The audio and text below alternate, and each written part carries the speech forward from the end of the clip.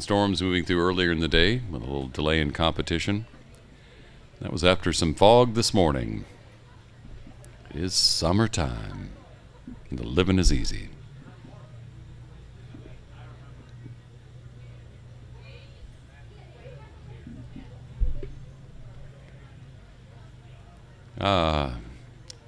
Now I see why there's a little bit of a holdup. It appears there is a boat that's still trying to back into the starting dock, and that's why this final's not begun yet.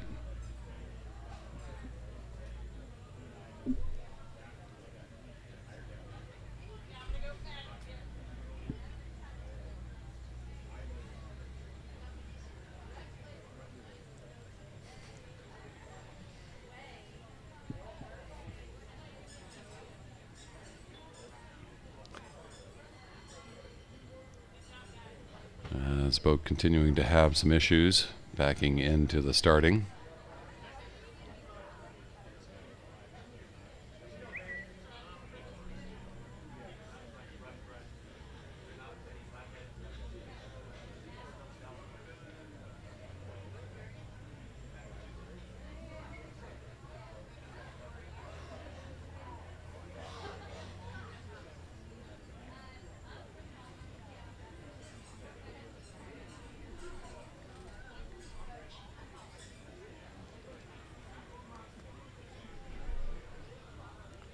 Well, we have a bit of a break, though it is still about half hour away. A reminder that the rowing trivia happens at the U.S. Rowing Membership Tent every hour on the hour. Just show up every hour on the hour, answer 3 rowing trivia questions to be entered to win some fabulous, fabulous prizes. That's at the U.S. Rowing Membership Tent right across from the beer garden as you make your way down the peninsula towards the finish line. Beer garden, by the way, open until 8 o'clock.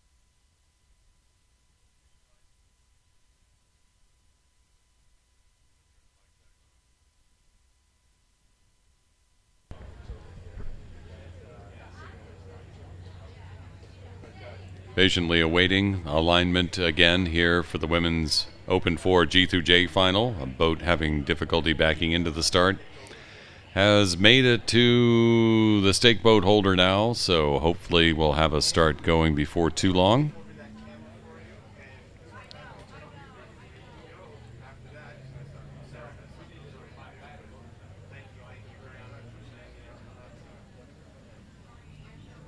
Unfortunately, it does appear the boat's still having a little bit of difficulty remaining aligned,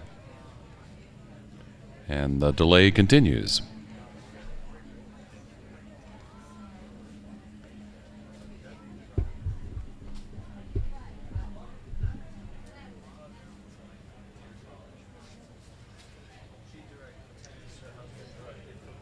Well, for those of you keeping track at home, 89 degrees here in Oak Ridge, Tennessee at the moment. 61% humidity, sunshine, some broken cloud cover, no rain in sight for the moment. A little line moving through earlier. It is, I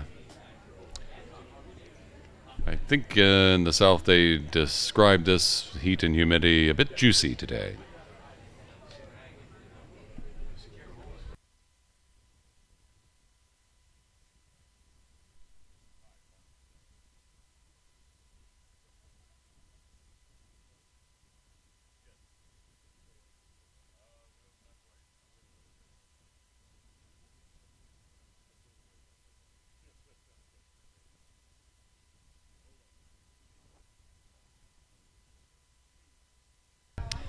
Finally underway here in the women's Open 4 G through J category of the championship final.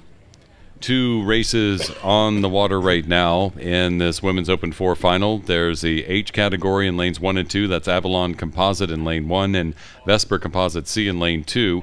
And then there's the race in the G category. Masters Coaching B boat in lane 3, Asheville in lane 4, Vesper Composite B in lane 5, and Saugatuck in lane 6. It appears that the Vesper Composite B with a good jump off the line early in this race, with both Asheville and Masters Coaching B right there with them as they're moving on out.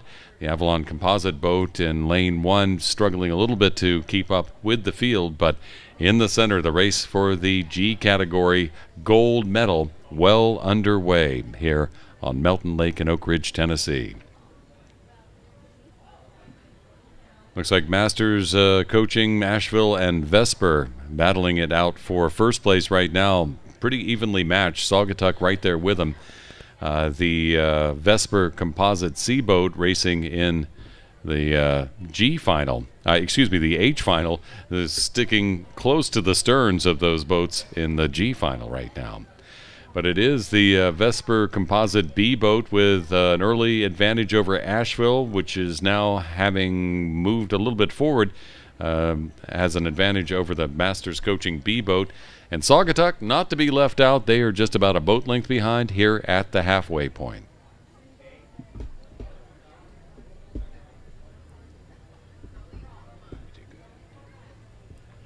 Gives me great pleasure and a great honor to welcome the new CEO of U.S. Rowing. Patrick McNerney is here at the table near the finish line with me. Patrick, welcome. And welcome to the live stream of the 2017 U.S. Rowing Masters Nationals. Well, thank you very much. I'm obviously very excited to be here, having rowed here about 30 years ago. It's fond memories of the place, do you? Oh, absolutely. I mean, I rowed here in 1980 to 85 when I was at the University of Central Florida. And it's a good place for me to sort of re-enter the world of rowing. And so, you know, the opportunity to come here and be part of the Masters, you know, pretty much as a spectator, I think is an absolute great place for me to start.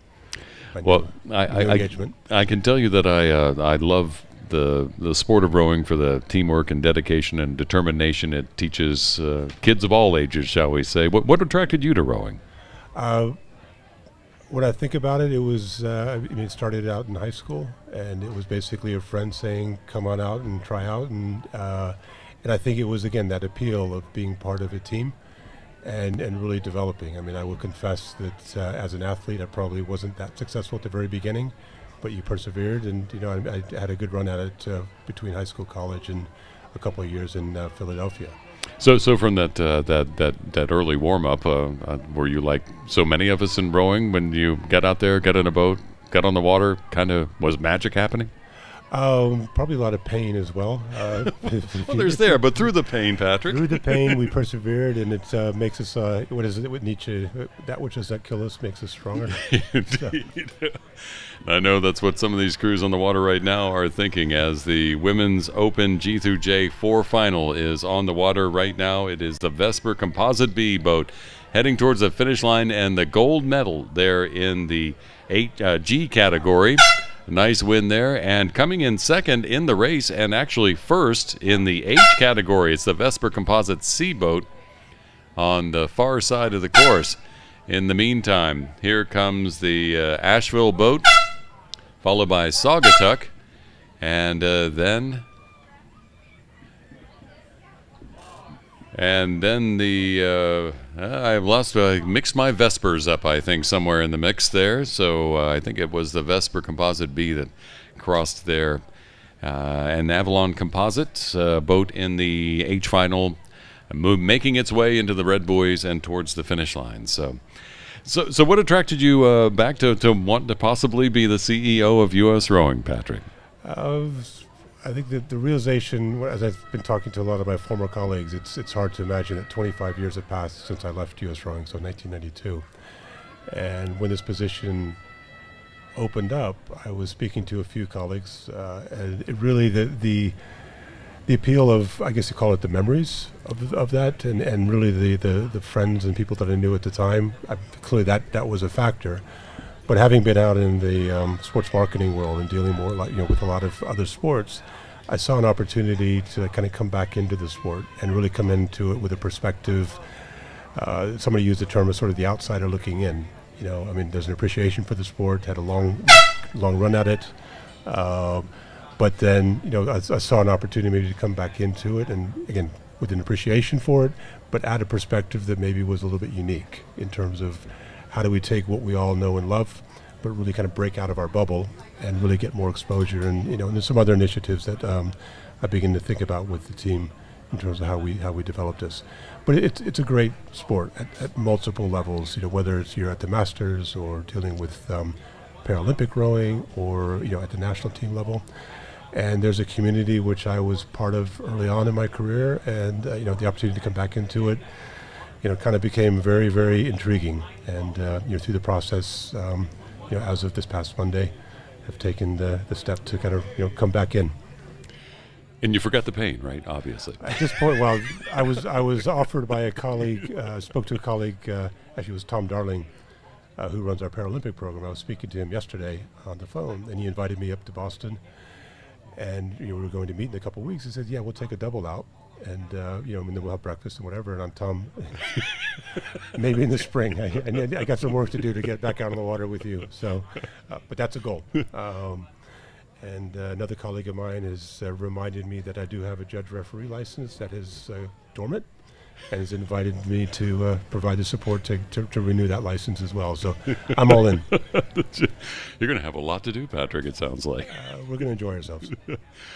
Meantime, the championship finals continue here at the 2017 U.S. Rowing Masters Nationals with a men's open double final for the HH category. That's 70 to 74. On the water right now, it's Jacksonville Composite in lane 1, Rockford Composite in lane 2. They're in the lead at the moment.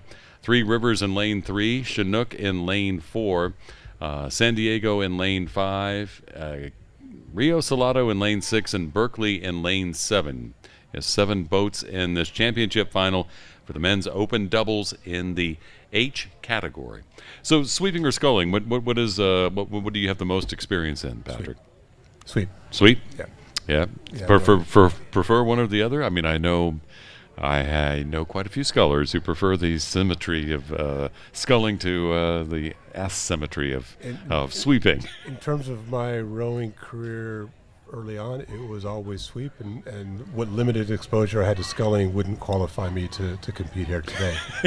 It's an aspiration, but I would say 99% of the rowing that I participated in, it was high school, it was collegiate, and then it was national team camps, that sort of thing. So it was always sweep. And you mentioned Philadelphia. Vesper, I know, is on your resume. What did you do with Vesper? When I left Florida, had aspirations for the national team. At that point in time, Vesper or Philadelphia was one of the focal points for aspiring athletes. So showed up at Vesper and started training, and actually ended up managing the boat club instead. Isn't that how it works in rowing sometimes? Just a little bit at a time. So here we are with the men's open double final. It's Rockford Composite in lane 2 with a half a boat length lead over Jacksonville Composite right behind them. In the meantime, Berkeley in lane 7. Moving up fast on those boats on the far side, but crossing first, it is Rockford Composite with the gold in the men's open double final, followed by Jacksonville Composite, and then Berkeley. Here comes the Rio Salado boat. We'll cross in 4th. Looks like Three Rivers in 5th. And San Diego in 6th. And let me see, as we pick them out of here, Chinook will end up in 7th here in the final for the men's open doubles in the H category. And there they go, the boat from Chinook crossing the finish line. We're talking with Patrick McNerney, the newly announced CEO of U.S. Rowing. And Patrick, what excites you most about rowing? What excites you the most about this new job? I'm going to say it may sound a bit cliche, but it's the community. I mean, it's been amazing for me just even in the past 72 hours, when the announcement was made, the number of phone calls, emails, messages that I've received all very welcoming, and a lot from people that I know from my past. And it just reminds me of, the community that I was very much a part of early on in my life, and now being able to come back into it. So I'd say a lot of it is the people, and the cliche, that may sound like a bit of a cliche, but I also think that as a sport, within our community, we are all passionate. We love it, and we're committed to it. But I think there's an opportunity here to maybe kind of break out of our bubble and really tell our story to a much, much broader audience. So I have sort of my one of my objectives going into next year is, working through some of the relationships that I already have with the likes of NBC, ESPN, and really trying to figure out ways that, as I've done with other sports clients in the past, is really help better articulate and tell our story outside of the broader audience, because it's very, very compelling. And just even in the past couple of days, in talking to people that I've either met or know, we have a lot of stories, and they're all great ones. And I just feel like we haven't figured out yet how to, broaden that reach, that audience. And I think that's really an opportunity. And there's a few thoughts that I have on how we do that. And I'm, thrilled to be, kind of part of that evolution. Patrick McNerney, the new CEO of U.S. Rowing here at the 2017 U.S. Rowing Club Masters National Championships. I'm catching up with the competition here. This is the women's pairs, open pairs final. The D category, it's Baltimore in lane 2, Chinook in lane 3, Texas Center lane 4, Ann Arbor in lane 5, San Diego in lane 6, and they are just about 300 meters from the finish, and it does look like Ann Arbor might have a slight advantage on the field as they come down. The pairs, the men's pairs, quite fascinating a little bit earlier today. Here are one of the women's pair finals, and here comes a big move. Big move underway right now from the boat from Texas Center, beginning to walk up a bit on the boat from Ann Arbor. Ann Arbor had been in the lead, and here comes, Texas Center catches a bit of a crab. They tried to recover. They're still fighting it, though. Here comes Ann Arbor going on past. In the meantime, on the far side, it's Baltimore continuing to press forward. In the meantime, Chinook enters into the mix as well. But as they come to the line, they're still battling. It looks like Baltimore may have come out first. But then there's a tangle there between Texas Center and Ann Arbor. Chinook was in that mix as well. San Diego rounding out the 5 boats in the field here in the women's open pairs final in the D category. We'll have more pairs in just a moment with the women's open pairs E through J final. We'll have to see how this all sorts out, but what drama there was right there within 15 meters of the finish. And, some of this competition, Patrick, you're coming in at a wonderful time for rowing with the World Rowing Championships coming to the U.S. for just the second time, and first time in quite some time. They were in India in 1994, so great to see them coming to Sarasota here next month. No, and we're definitely looking forward to that. I mean, from an operational perspective and organization, we're in great shape. And in just speaking to various colleagues, I know that a lot of people are planning to attend the event, but clearly, it's a very unique opportunity for the rowing community and for that matter, the broader community, to see high-level competition, in our sport. And so I encourage, people to make the effort to go, because it is a unique event. And you'll see, and I was with our team, who are training in Princeton a couple of times now over the past few days.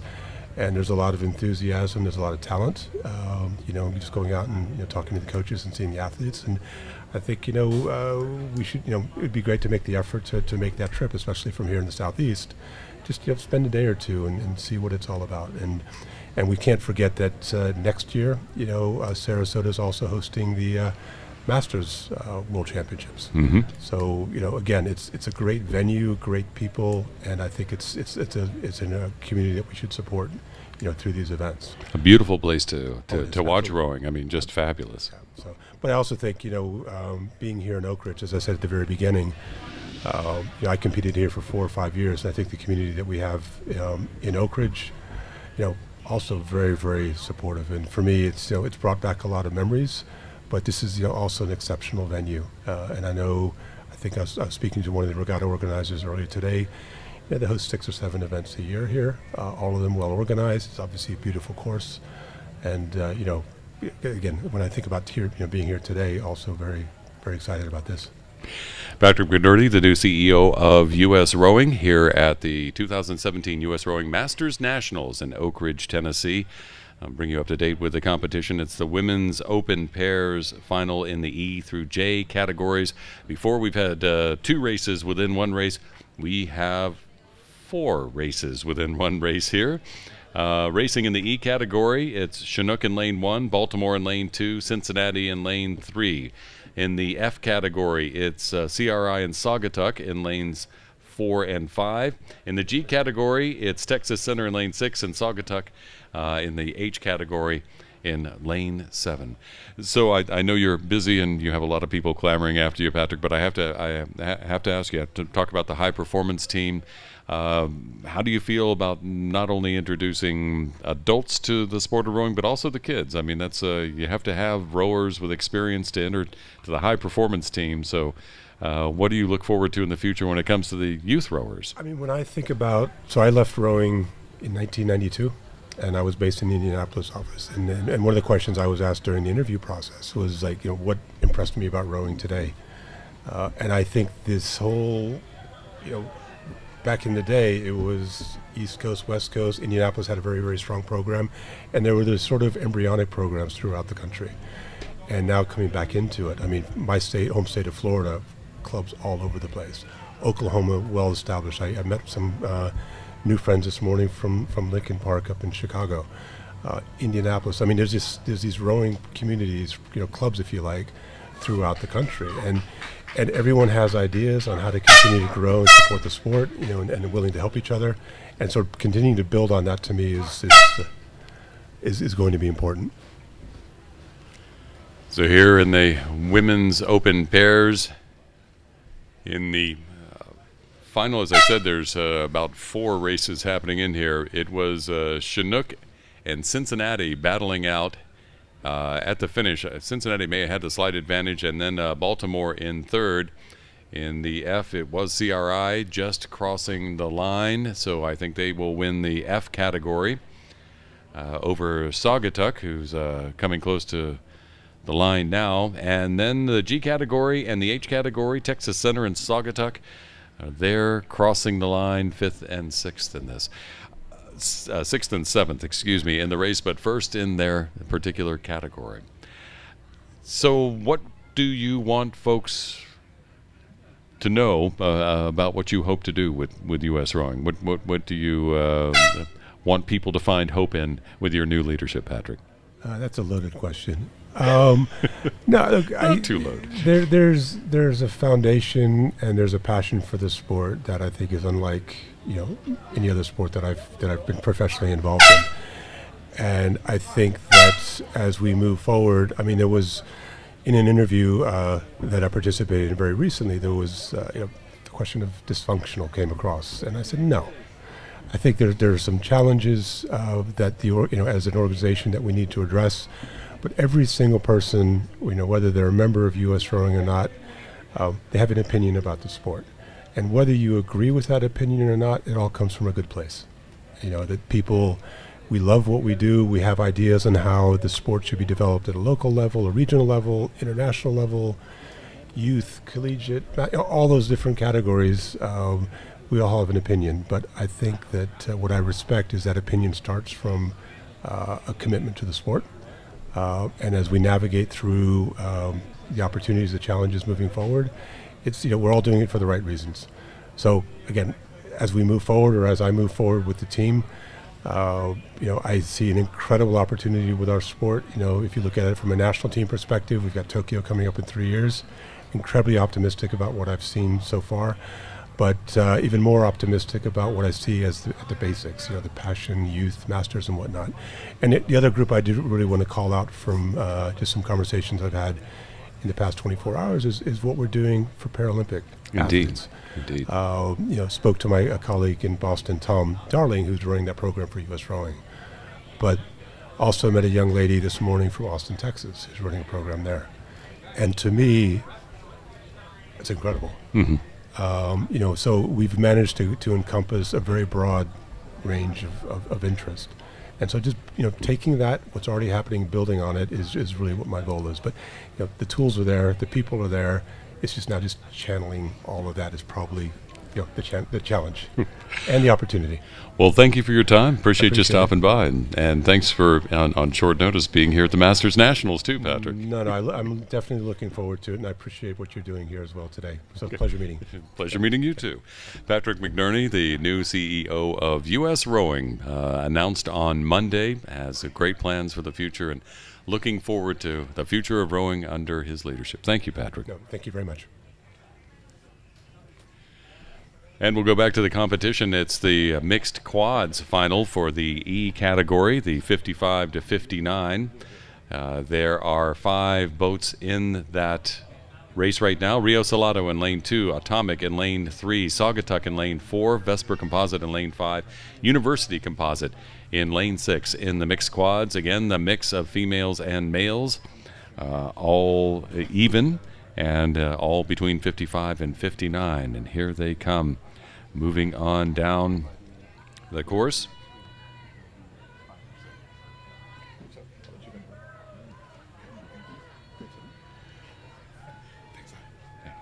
University Composite looking very strong and giving quite a run for the boat from Saugatuck.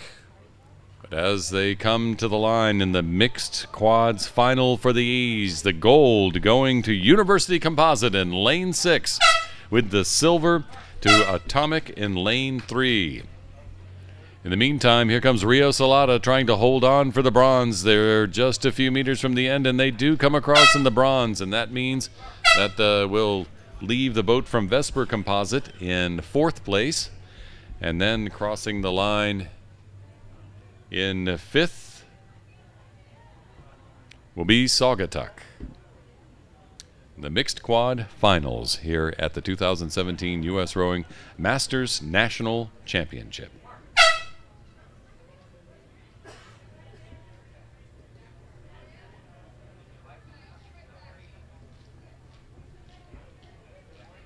Meanwhile, back up the course, the men's lightweight quad final is on and stroking down the course. It's the A through C finals. Actually, most of them are in the C category, but there is one in the B category. So racing in the men's lightweight quads in lane 2. In category B, it's Wyandotte. They are racing themselves. And then in the C category, Riverfront Recapture in lane 3, Greater Columbus Composite in lane 4, OKC Riversport Composite in lane 5, Texas Center in lane 6, and the men's lightweight quads A through C finals.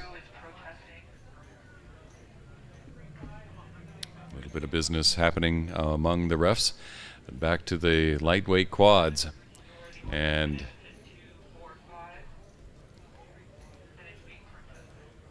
I had a picture for a moment to see who was out in front, and I think it was, well, I'm not going to, I'll reserve my judgment for the time being because I only got a glimpse and not a good enough one at that. 1-2, Greater Columbus Composite actually is the one who appears to be in the lead right now. Texas Center not far behind them, then Riverfront Recapture and OKC Riversport Composite battling it out. Wyandotte, as I said, racing themselves in the B category.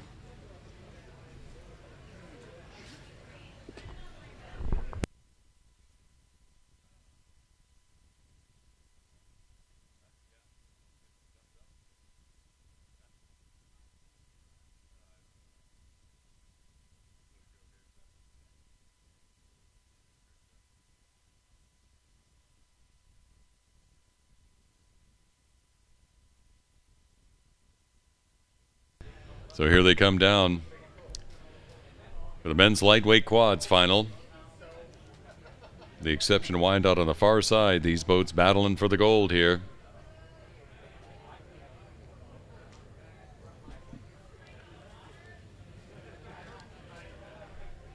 Greater Columbus Composite has been leading for a while, and they are still in the lead, but they are being closely pursued by Texas Center in lane 6.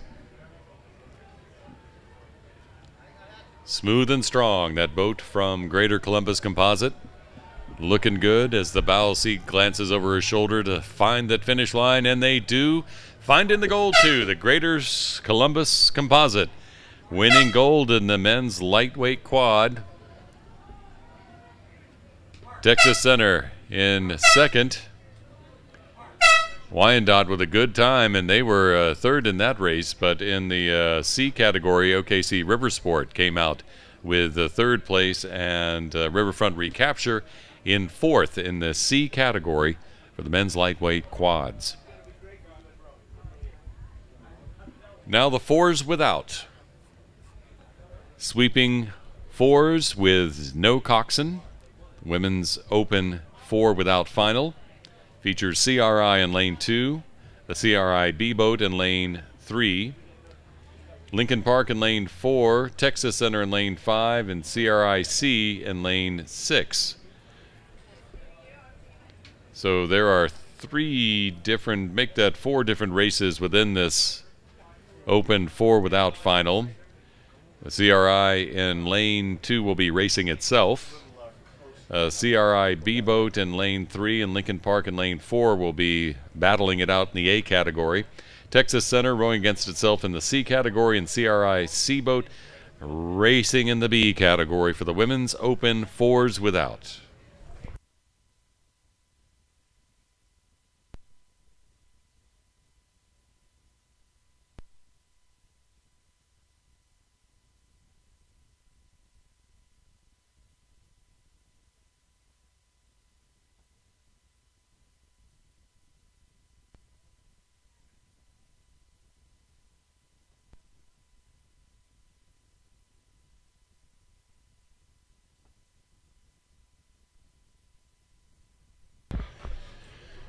Women's Open 4 without final on the water. 4 finals in 1 coming down Melton Lake here in Oak Ridge, Tennessee.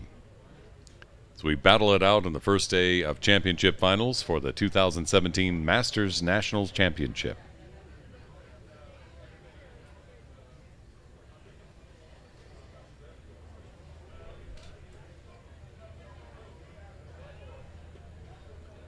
The races in lanes 3 and 4 between CRI and Lincoln Park.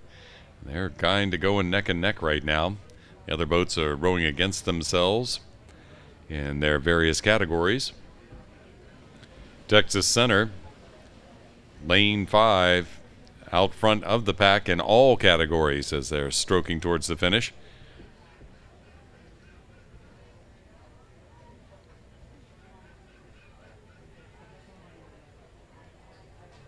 Texas Center with a boat length over the CRI C boat.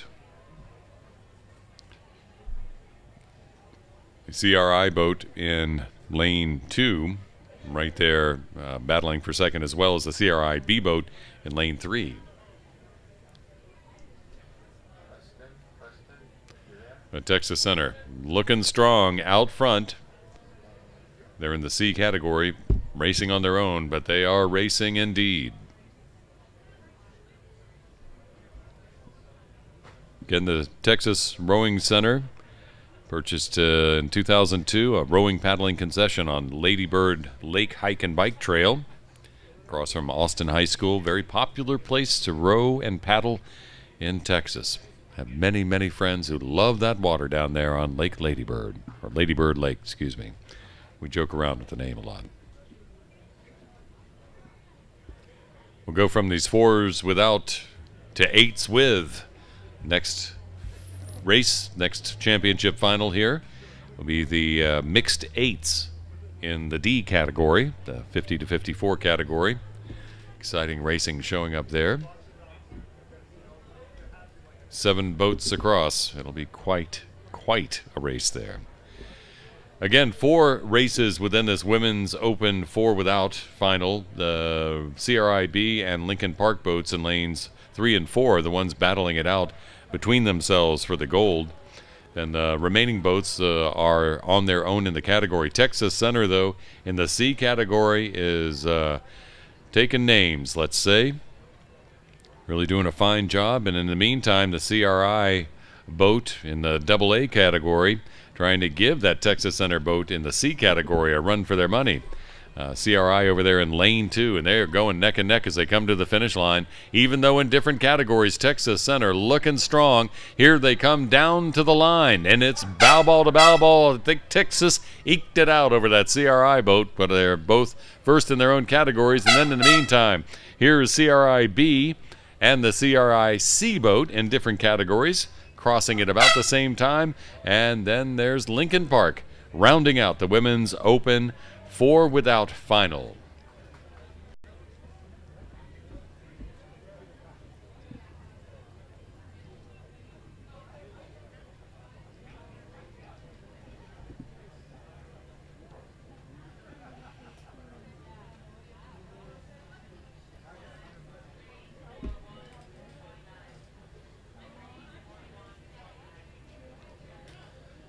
Four-minute centers in these races coming down the course of Melton Lake. These Master National Championships. Exciting races on this 1,000-meter course. Nice chunk of the 2,000-meter course that many of the other sprint races take place on. The Masters loving this.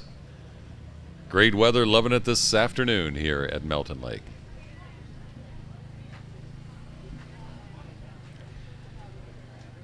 As they go through the alignment process and get ready to start in the mixed eights, the lineup is Atomic in lane 1, Northern Virginia in lane 2, Ann Arbor in lane 3, Chinook in lane 4, Capital in lane 5, Asheville in lane 6, and a Masters Coaching Composite boat in lane 7. 7 boats in the mixed eights final. Even mix of the sexes in the boats, all between the ages of 50 and 54.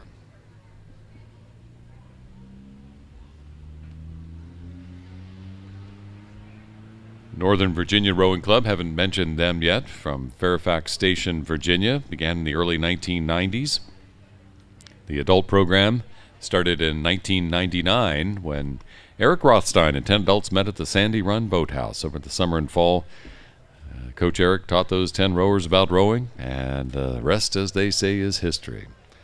Northern Virginia Rowing Club, another one of the many little rowing communities around the country that Patrick McNerney was discussing in our conversation a few minutes ago, the new CEO of U.S. Rowing. Exciting times ahead for both the national team and all the new clubs popping up as the sport of rowing grows more and more popular. In the meantime, the mixed eights on the water and on the way down to the finish line. A big start here from the Masters Coaching Composite and Asheville in the outer lanes. But it is also Ann Arbor and Chinook in the middle, fighting tight along with a boat from Capital.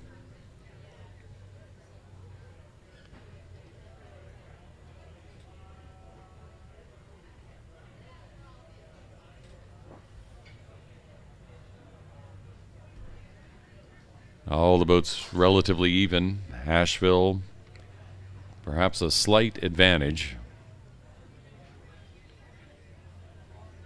But Chinook is giving them a run for their money. All the boats separated by just about a boat length and a half at this point in the race. Asheville mixed eight looking strong. 500 meters in with 3 seats over the boat from Capital. Chinook sticking right with them, though.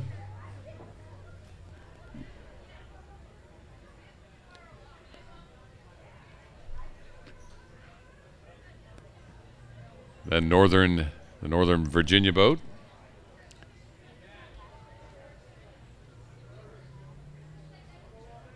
Ann Arbor and the Northern Virginia boat, I should say, in the mix. Atomic and the Masters Coaching Composites in lanes 1 and 7, slightly off the pace and just behind the pack out front. Asheville and Capital continuing to battle for the lead with Chinook hanging with them. Then it's back to Ann Arbor and Northern Virginia. Atomic and Masters Coaching Composite.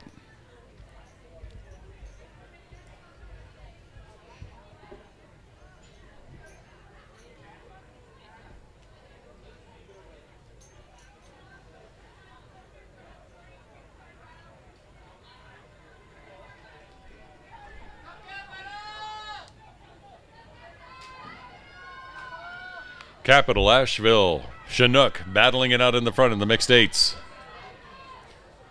150 meters from the finish line in the gold medal in the mixed eights.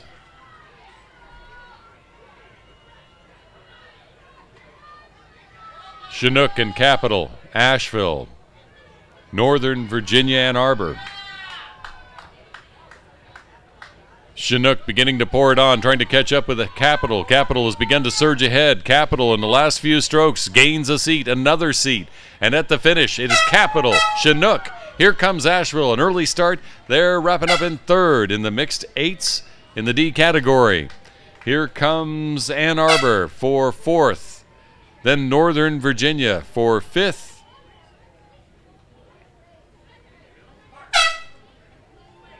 The Masters Coaching Composite will cross in sixth. And then Atomic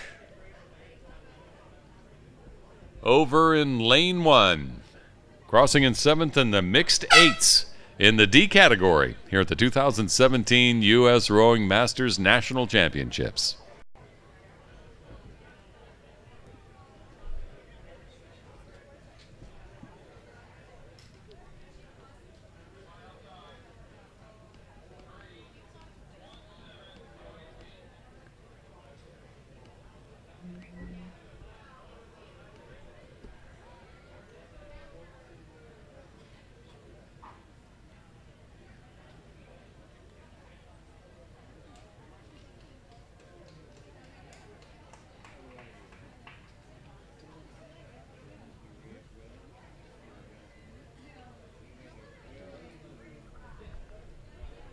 Go from the eights to the fours. The sweeps on the water. The men's club fours, the A category final. The women's club fours, A category final up next.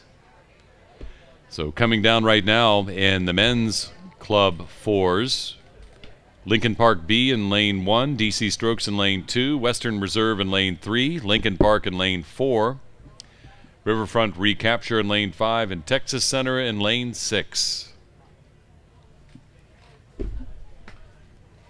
The DC Strokes boat in lane 2, the only one that looks like a bit off the pace, but it's in the center with the Western Reserve, Lincoln Park, Riverfront Recapture doing the battling in the front. Lincoln Park B not too far off the pace either. I'd give the advantage right now, though, to the Lincoln Park boat beginning to pull out and away.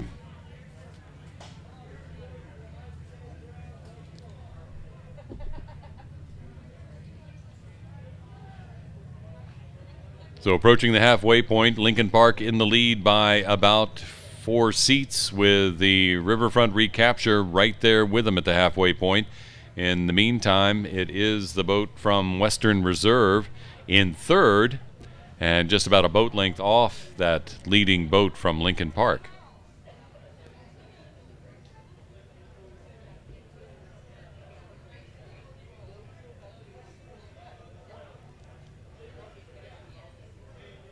Lincoln Park B boat fighting its way, hanging in fourth or so. Texas Center in lane 7, trying to keep up with the pack as well. But out front, it's Lincoln Park in lane 4. Strong lead in the men's Club 4 final in the A category. Riverfront Recapture giving them a run for the money, as is Western Reserve.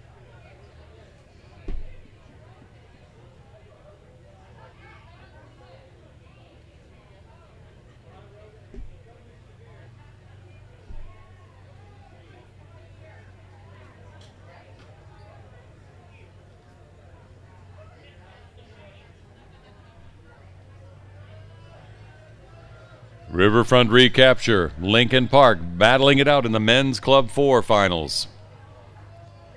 Western Reserve sticking right with them.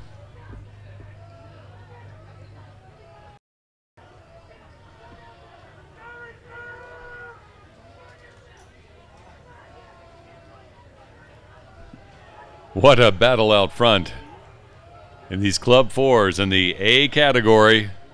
Coming down to the finish line, bow ball to bow ball. Every stroke is a little bit different. Riverfront Recapture, though, gains an advantage, and at the finish, it's Riverfront Recapture by 2 seats over the boat from Lincoln Park.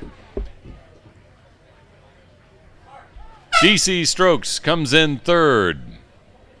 Here comes the B boat from Lincoln Park, just ahead of DC Strokes. So that's fourth for Lincoln Park's B, fifth for DC Strokes, and the Texas Center in sixth in the men's Club 4 final in the A category.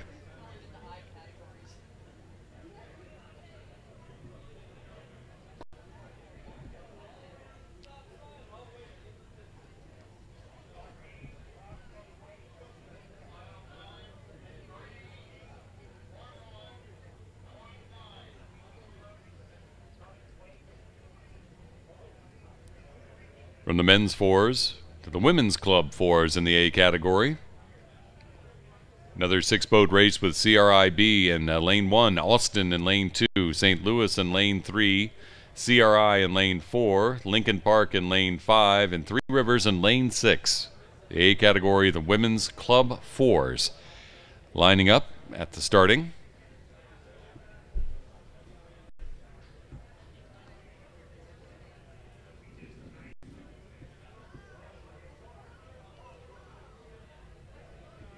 The Three Rivers Rowing Association, rowing here in lane 6, closest to the shore, based in Pittsburgh, Pennsylvania, one of many fine rowing clubs there in Pittsburgh. They're a membership organization offering both rowing and dragon boating programs to anyone living in the Pittsburgh region. It's founded back in 1984 and has grown into one of the largest community-based rowing and paddling clubs in the U.S. The Three Rivers Rowing Association, racing here in the Women's Club 4's A category final.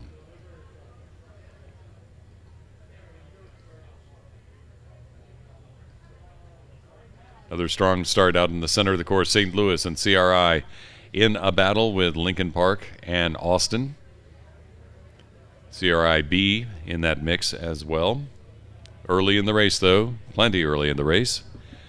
As they move out from the cloud cover into the sunshine, easier to pick out the colors of the unis and the boats to figure out who's where, when, and how.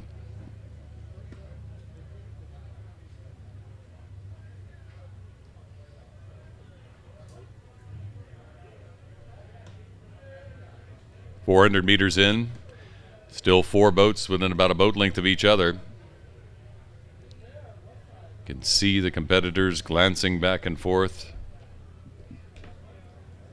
CRI-B, St. Louis, CRI, Lincoln Park, neck and neck halfway through this 1,000-meter race.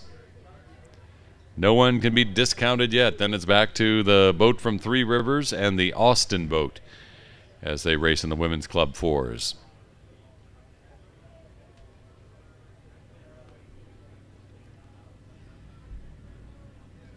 The Austin Rowing Club, a non-profit dedicated to promoting the sport of rowing in Austin, Texas. Again, one of many fine rowing clubs there.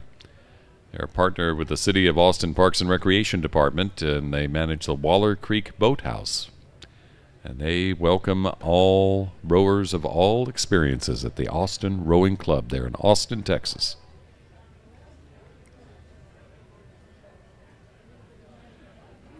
They have 43 entries here in the Masters Nationals. Community rowing has 62. CRI has really been proving in many of these championship regattas this summer how they live for their mission of rowing changing lives. They have been fostering that community there in Brighton, Massachusetts for quite some time, since 1985, and they really do a fine job at CRI. Congratulations to them again in another championship final, battling it out here in the Women's Club 4s. Again, CRI-B, the St. Louis, CRI, and Lincoln Park boats all battling it out in the Women's 4s in the A category. The final 100 meters.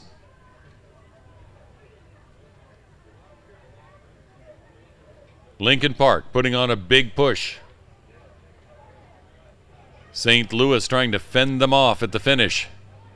CRI in between them. The CRI-B boat on the far side trying to stick with the pack here. Coming down to it. Lincoln Park. It's St. Louis first. Lincoln Park, then CRI, then CRI-B. In the Women's Club 4's A category final. Big push from Three Rivers coming up here at the end, trying to catch up with the boat from Austin. And at the finish line, they are neck and neck as well. Bow ball to bow ball. That may be a photo finish for that place in the Women's Club 4's A category final. Nice racing going on there, ladies.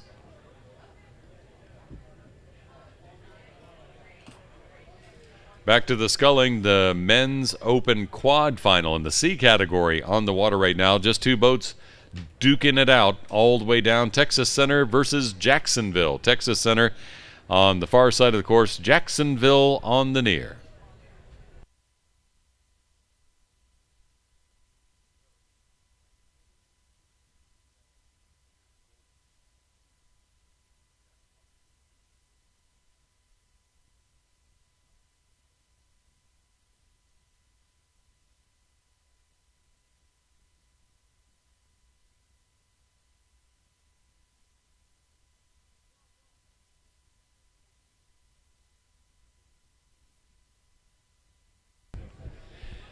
Men's Open quads final in the C category, that 43 to 49 age range on the water right now.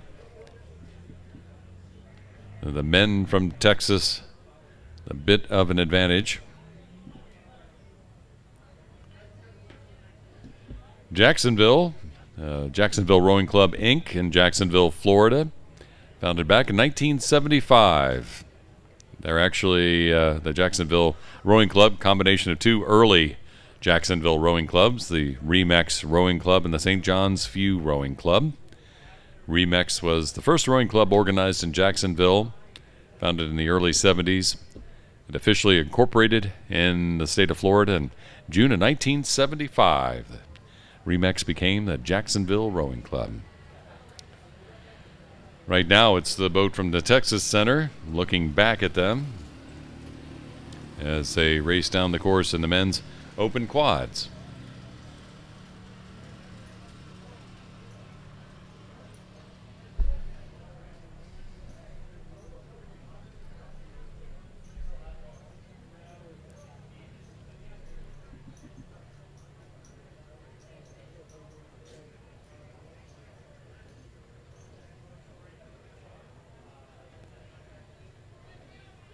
And at the finish line, Texas Center winning the gold in the men's open quad final in the C category.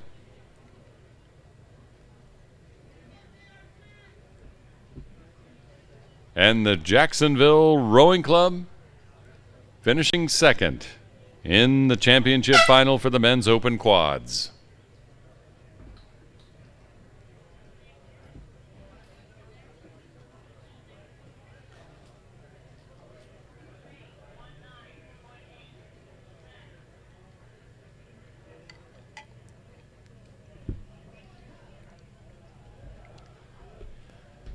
Those scullers move fast, and certainly the case when it comes to the quads. Same age category, the C category, 43 to 49, but now the women's open quads final. Vesper Composite in lane 1, Chinook in lane 2, Austin in lane 3, Sarasota Scullers Composite in lane 4, Carnegie Lake Composite in lane 5, and Chinook B in lane 6. Looks like the Carnegie Lake Composite is going out fast and early, with Chinook not far behind.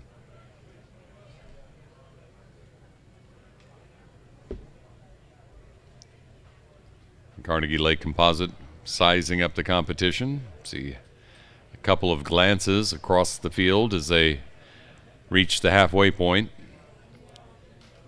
They have almost a full boat length lead on the boat from Chinook. In the meantime, Chinook B boat also shadowing that lead boat from Carnegie Lake Composite. Or excuse me, no, that's a lane 4. That's a Sarasota Scullers Composite out in the lead with the Chinook boats chasing. The Carnegie Lake Composite is in 4th place right now.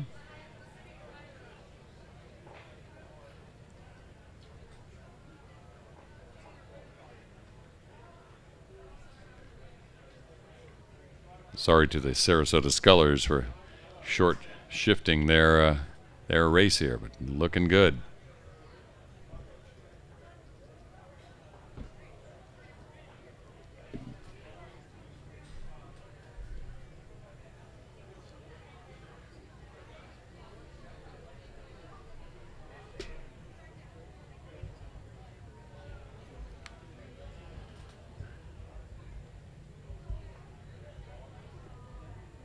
The C category women's open quads. In the red buoys, the finish area.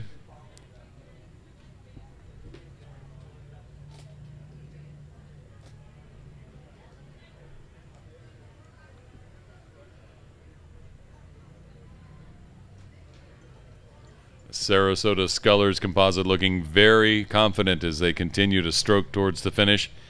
Closely followed by both of the boats from Chinook. But it appears perhaps not close enough. 50 meters from the finish. In the women's open quad final in the C category, the Sarasota Scullers composite crossing the line for the gold. The Chinook A boat crossing second.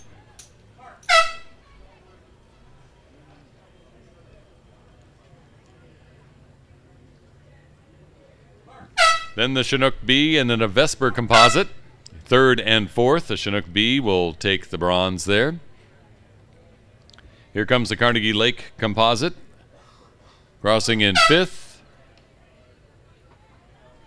That leaves Austin in lane 3 for sixth in the women's open quad final in the C category here at the Master Nationals.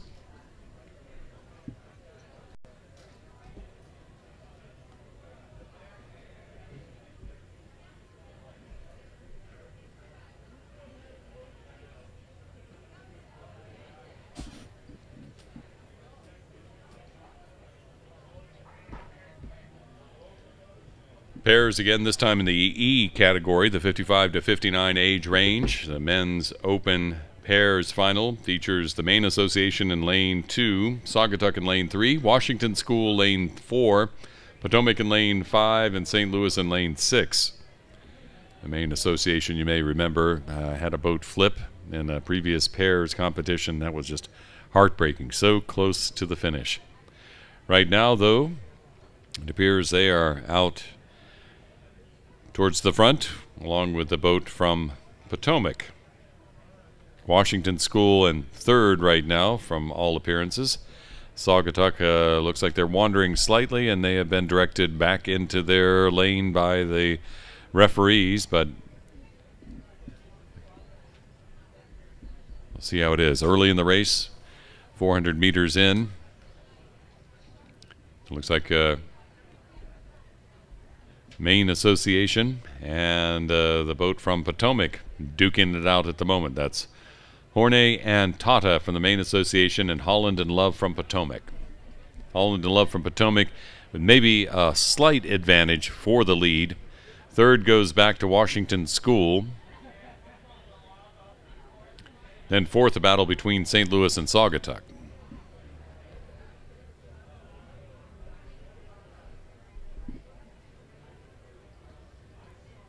Saugatuck Rowing Club up there in Westport, Connecticut.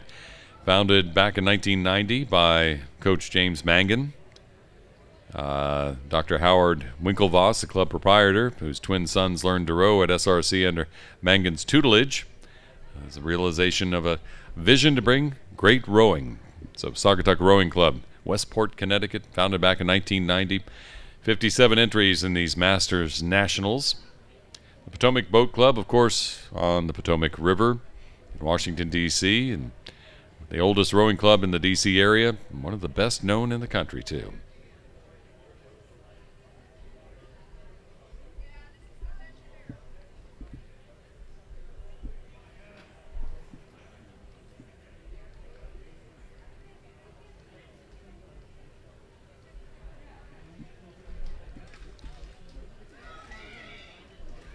Potomac continuing to lead. The men's open pair E category final, looking for the gold, battling with the Maine Association boat on the far side.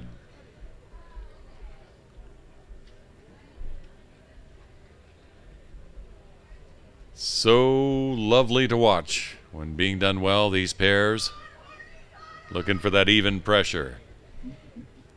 Cooperation, the teamwork, even more important in the case here. Maine Association racing towards the finish line. It is Potomac trying to catch up with them. And the men's open pairs final E category. Maine Association eking out a win over the boat from Potomac. Just behind them Third place here goes to Washington School, with St. Louis coming in fourth. And that will leave Saugatuck for fifth in the men's open pairs final in the E category.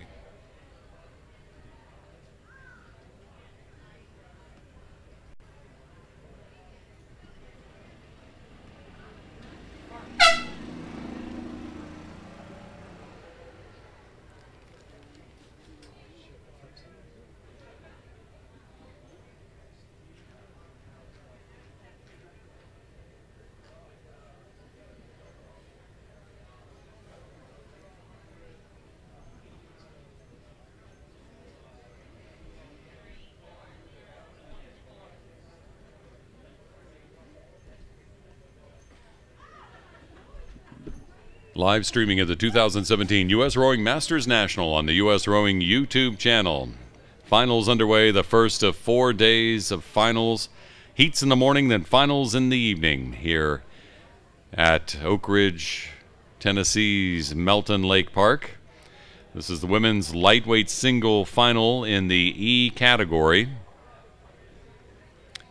Being led right now, it appears, by Meredith Collins from Asheville. The lineup is Kathleen Davis, Saugatuck in lane 1, Sharon Romilly from Western Reserve in lane 2, Diane Barr from Chinook in lane 3, Meredith Collins from Asheville, the current leader, in lane 4, Terry Walters from Chinook in lane 5, and Fran Tweet from Lincoln Park in lane 6. Again, Meredith Collins just ahead of Diane Barr in this women's lightweight single final in the E category.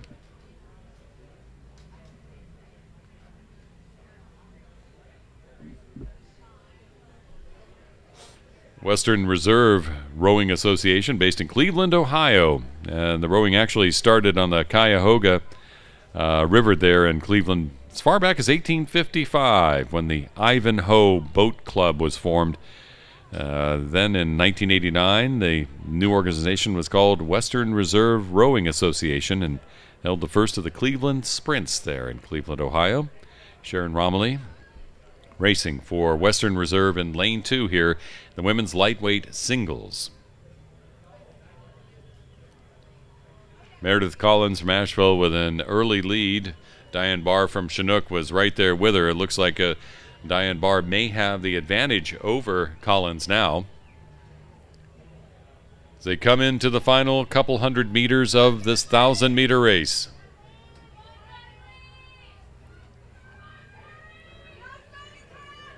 It's strength, it's stamina, but it's technique too, as we've seen in a number of races already today. So close to the finish, and one bobble can cost a lot.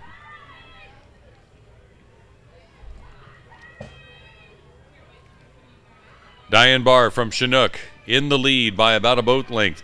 In the meantime, Meredith Collins from Asheville beginning to charge, as is Terry Walters from Chinook. But at the finish line, by a boat length in the women's lightweight singles final in the E category, Diane Barr from Chinook in first.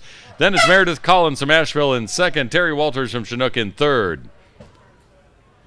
Fran Tweet from Lincoln Park crossing in fourth, with Sharon Romilly from Western Reserve in fifth and Kathleen Davis from Saugatuck in sixth. That's the rundown for the women's lightweight singles in the E category.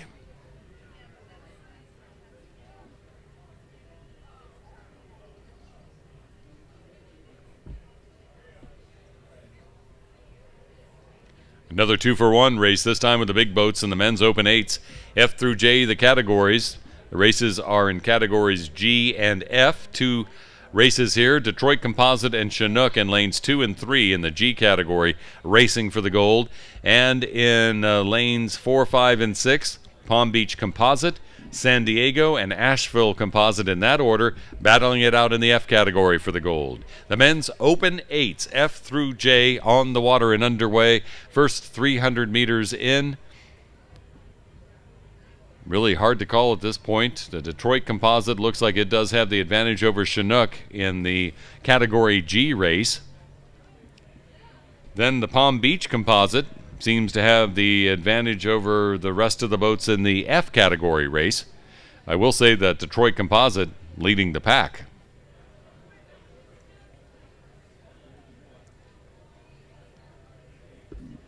So approaching the halfway point, Detroit Composite in the lead in the G category race, just ahead of Chinook. Chinook right there with him, though. Palm Beach Composite well ahead of the second place boat, the San Diego boat. They have better than a boat length's lead at the halfway point.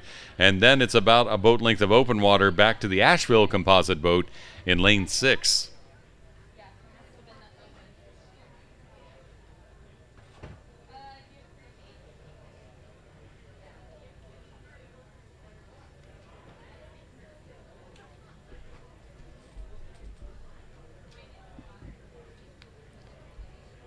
Palm Beach Composite looking hot in this men's Open 8 final.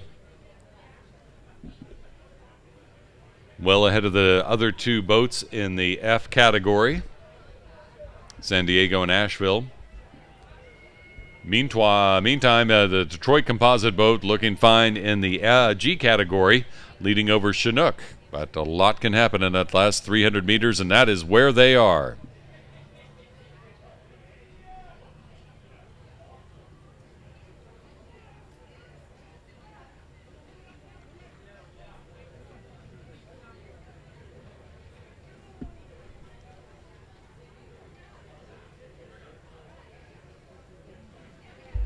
Palm Beach Composite putting on a clinic. Detroit Composite sticking right with them, but they're racing two different races, but they're racing fine. Coming down to the line at the 2017 U.S. Rowing Masters National Championships, it is Palm Beach Composite winning the men's Open 8 final. It's Detroit Composite winning the men's Open 8 final in the G category.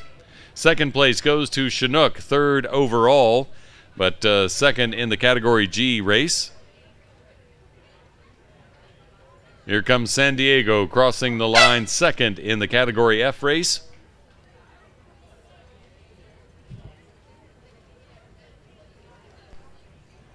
And as the ducks begin to recover from the passing of the passing of the shells, here comes the Asheville Composite boat crossing in third in the F category of the men's Open 8s here at the Master National Championships.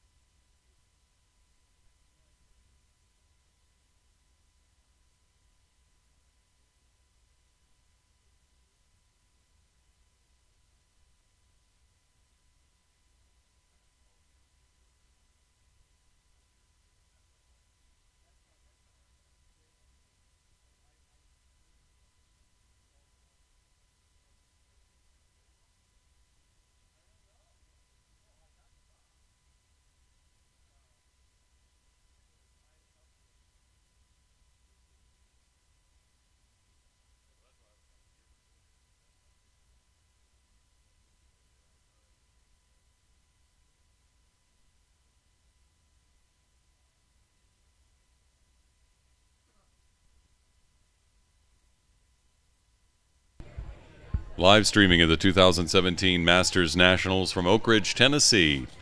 Melton Lake. Right now, the Women's Club Quad Final in the B category on the water. Lookout in Lane 1, Asheville in Lane 2, Austin Lane 3, Litchfield Hills in Lane 4, Vesper in Lane 5, Three Rivers in Lane 6, and Three Rivers B in Lane 7. The Women's Club Quads Final in the B category. That Asheville boat in Lane 2, part of a club founded about 15 years ago, starting with only one four-man rowing shell and no dock or shelter. They've come a long way, baby. Litchfield Hills, one we have not mentioned, Litchfield, Connecticut, founded in 1978. Hard work of members and the cooperation of the town of Litchfield has made it possible to go from a one-bay, one-story boathouse to its current solar-powered boathouse, built in 2009. Lucky, lucky, lucky.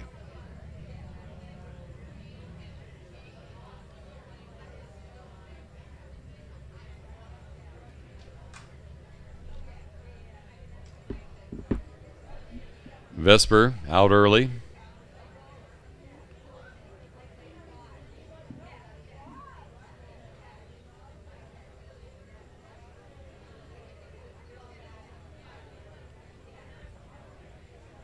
Lookout in Austin.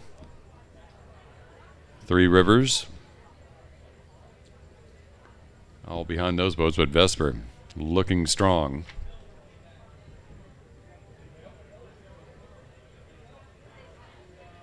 Field here in the women's club quads, somewhat more scattered than it has been in previous races.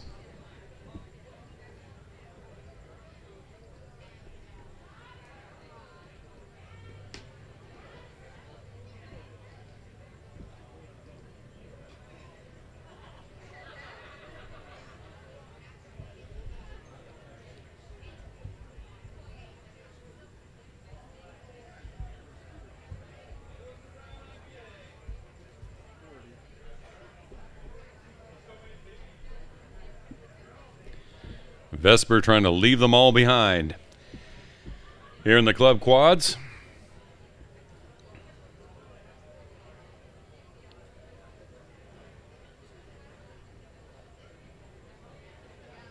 Lookout on the far side of the course, hanging in second right now, trying to catch up with the boat from Vesper.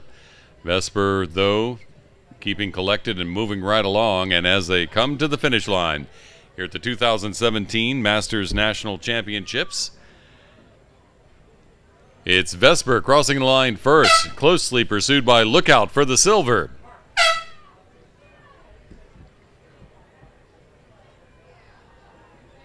Litchfield Hills holding on for the bronze. Austin coming in fourth, being pursued here by Three Rivers. Three Rivers in fifth. Then the Three Rivers B boat in sixth. And the boat from Asheville coming in seventh. And the women's club quads final in the B category. Lookout Rowing Club, as you can guess, Chattanooga, Tennessee. Rowing was first introduced in Chattanooga back in 1876, but then revived in 1974 by 15 interested, energetic individuals and supporters of the University of Tennessee, Chattanooga. And they've been doing some great work there at the Lookout Rowing Club ever since.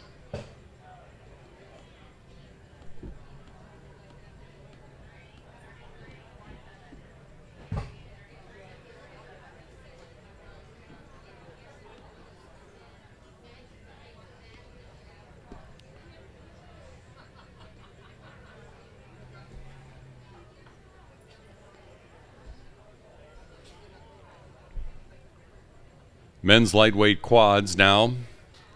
More sculling happening. Chinook and Baltimore Composite battling at the front early in the race. The lineup: Berkeley Composite in lane 2, Minneapolis in lane 3, Chinook in lane 4, Baltimore Composite in lane 5, and Long Beach Composite in lane 6. The men's lightweight quad final. Again, men's lightweight 160 pounds or less.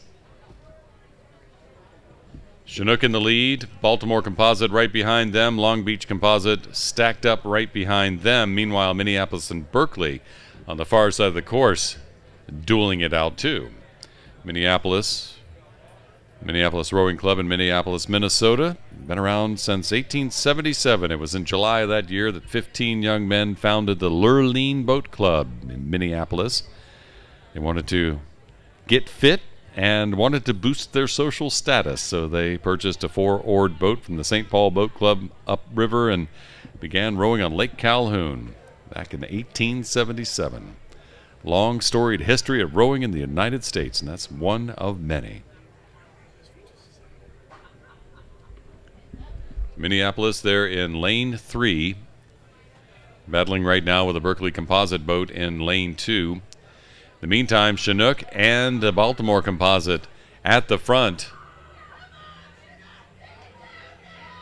with Long Beach Composite trying to bridge the gap.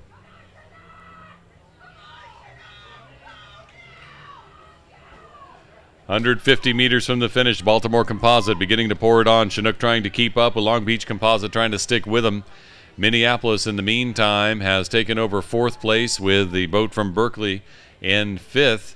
But coming to the line, Chinook trying to catch up with Baltimore Composite. Here in the lightweight quad final, crossing the line, Baltimore Composite, then Chinook. What a race there. Then in the Long Beach Composite, boat crosses, followed by Minneapolis and then Berkeley. So Chinook, Baltimore, and Long Beach are battling it out in the E category. Minneapolis has the F category, and Berkeley Composite in the H category in the men's lightweight quads.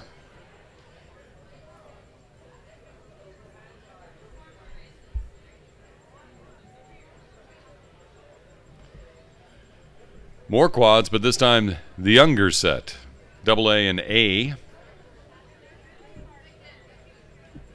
One of the boats rowing down, if you may, one of the older boats in this race, a Category C boat from Texas Center.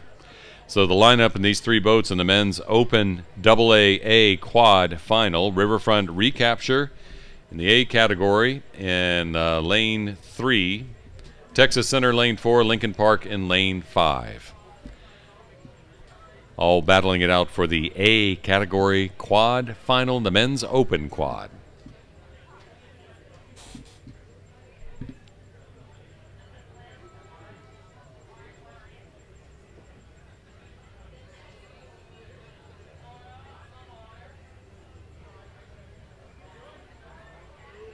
Lincoln Park Boat Club, making boating accessible, affordable, safe, and fun for club associates and all members of the Chicago metropolitan community.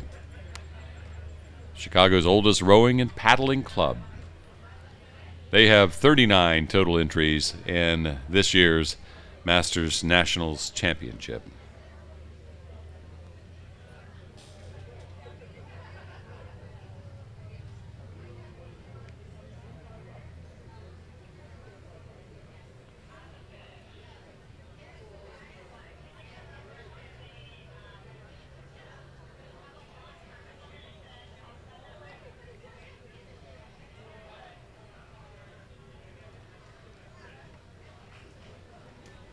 A slight delay as it appears, I think it's the boat from Texas just making it to the starting block right now. Probably a equipment swap that went a little slow.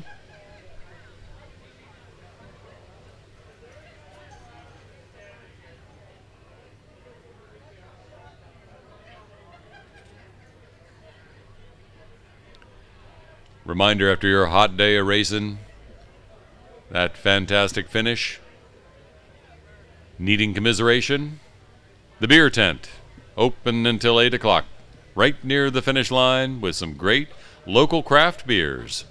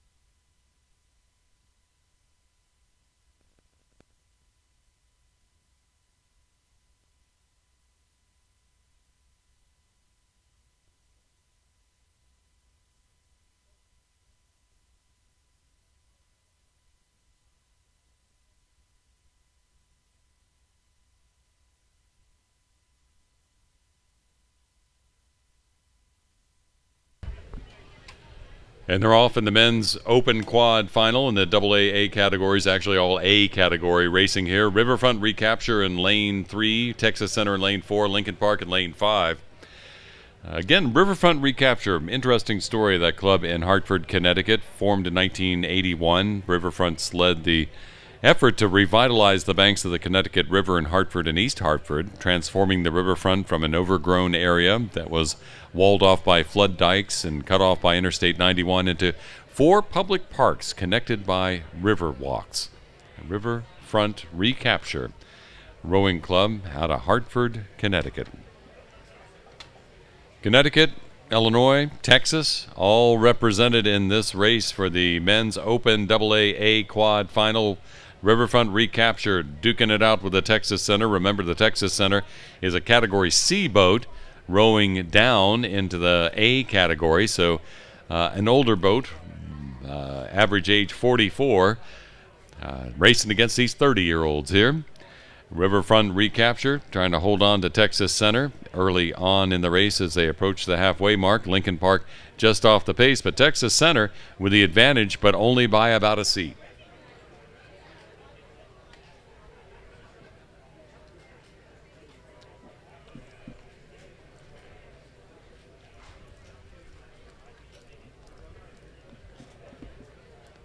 Riverfront Recapture trying to keep up with those oldsters in the Texas Center boat as they come down the course. In the meantime, back just slightly, the Lincoln Park boat.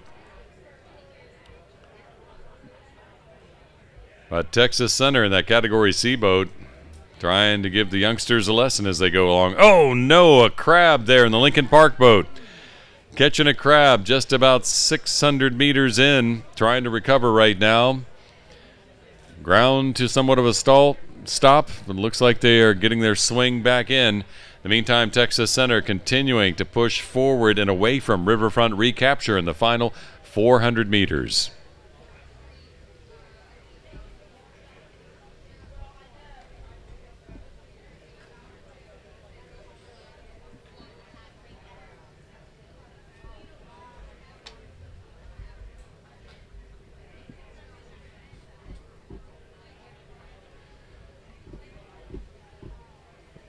Category C boat from Texas Center continuing to ply their way down the course and now pushing past the Riverfront Recapture boat.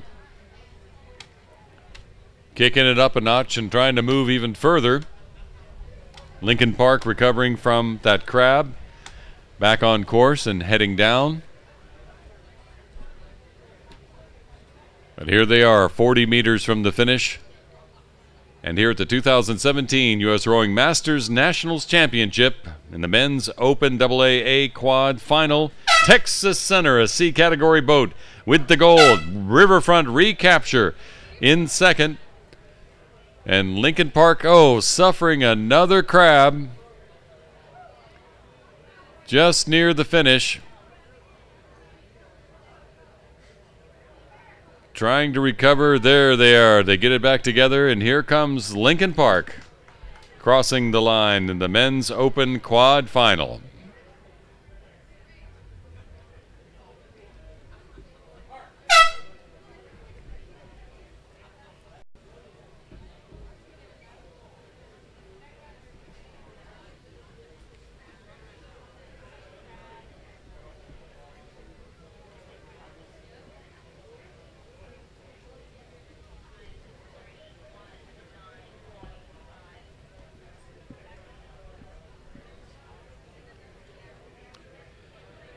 Just as it was with the men's open quad final in the AA category.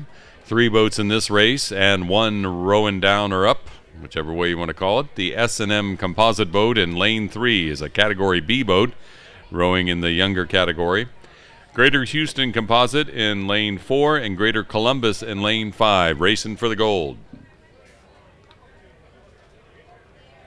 Greater Houston composite's a Greater Houston New Orleans composite, racing there in the center and the center of this course right now. They have the lead just slightly over the S&M composite. Greater Columbus hanging on in the women's open quad final here.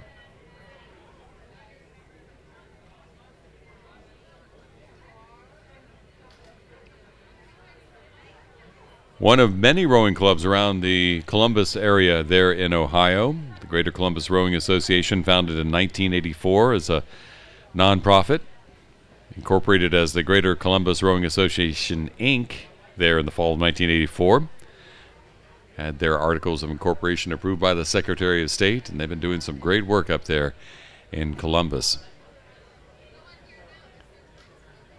Right now, the Greater Houston Composite out in the lead over the S&M Composite. Greater Columbus in third in this three-boat race right now.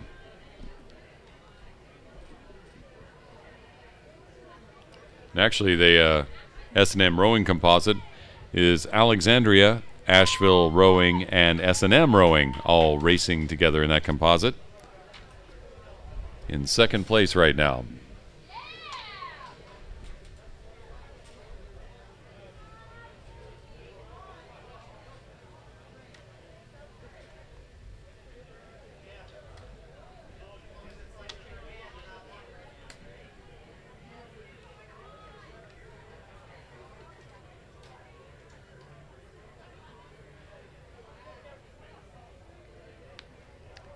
Greater Houston Composite, rowers from New Orleans still in the lead.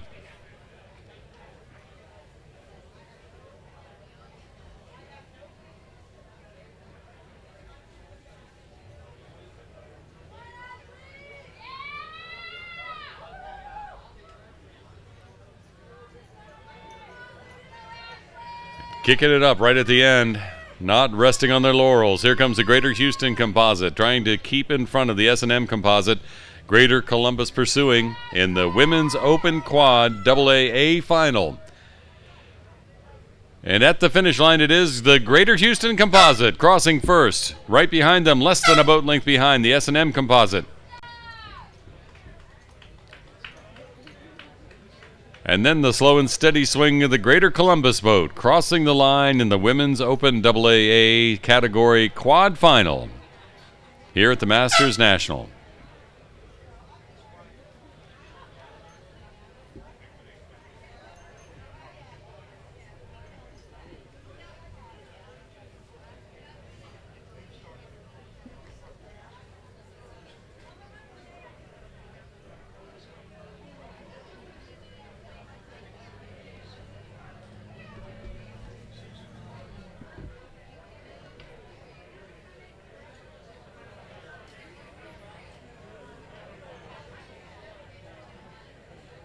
As we look down the course on the camera on the live stream of the 2017 U.S. Rowing Masters Nationals, you see the singles, the men's lightweight singles. They must have had a false start or had a start called back because they're just moving their way back to the starting gate right now. I only guess about the restart, just didn't see what transpired, but since they're all doing it simultaneously, I'm just deducing that they're going back to the stake boat holders for a restart. The men's lightweight singles final, B category, features Rick Klein III of Lincoln Park in lane 2, Keith Wobesser from White Marsh in lane 3, Benjamin Boehm from Greater Dayton in lane 4, Pablo Sabro, unaffiliated USA, in lane 5, and Sean Wolf from Palm Beach in lane 6. White Marsh, club name we have not yet heard, the White Marsh, based in Conshohocken, Pennsylvania. Say that 3 times fast. Conshohocken, Pennsylvania. The White Marsh Boat Club, community rowing organization dedicated to advancing the sport of rowing in Conshohocken, Pennsylvania, a nonprofit formed back in 2005, wanting to push the new rowing for new and experienced rowers, and offering rowing opportunities for 6th graders through seasoned adult veterans. White Marsh Boat Club, Conshohocken, Pennsylvania.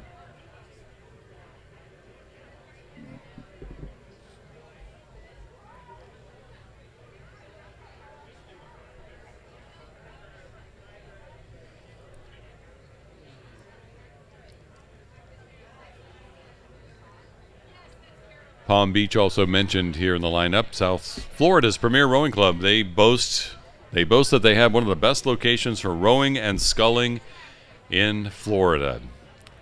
I'll have to talk to some other Floridians to see what they have to say about that. Right, Sarasota? But Palm Beach Rowing Association, Inc., 15 entries in this Masters National Championship, including this one in the men's lightweight singles. Sean Wolf and lane 6 closest to the shore, and they are off again in the men's lightweight singles final in the B category. Back underway. Let's see if they make it out. It does appear that we have a race.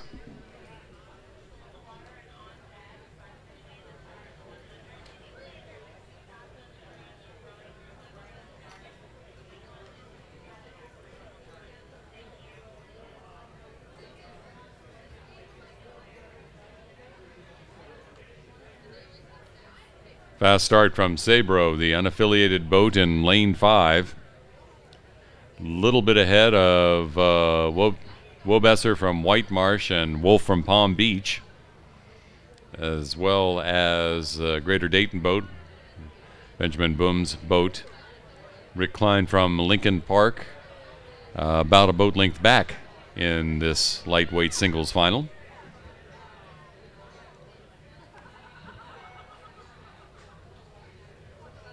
Pablo Sebro, though, rowing fast in these first 300 meters.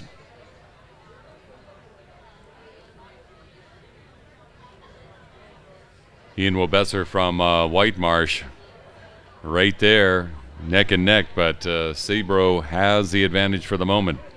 Bursting out into the sun, seeing the electric blue boat of Sebro, bow ball to bow ball, the white boat and red deck of Wobesser.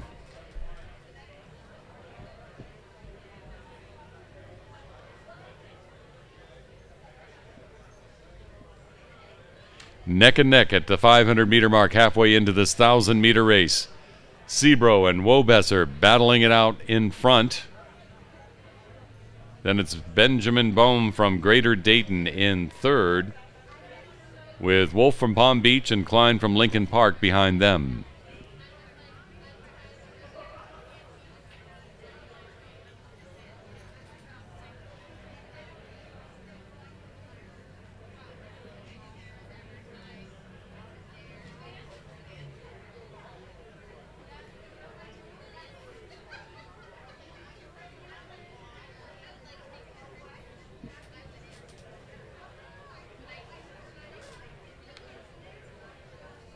Sebro continuing to look strong. Wobesser fighting to keep up, as is Berm from Greater Dayton. Those the front 3 boats.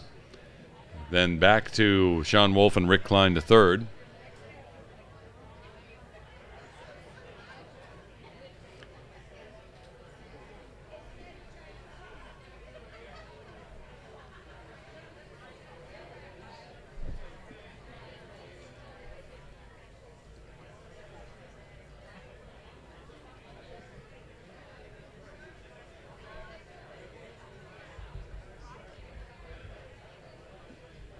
The unaffiliated boat of Sebro in the lead here in the men's lightweight single final in the B category. Keith Wobesser still in second. In the meantime, Berm from Greater Dayton pressing forward.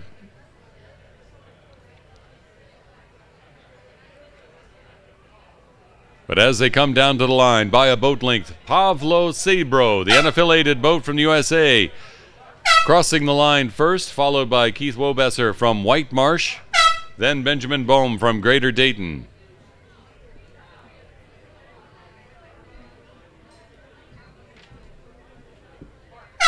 Wolf from Palm Beach crossing in fourth. Here comes Rick Klein from Lincoln Park, finishing fifth in the men's lightweight singles final in the B category.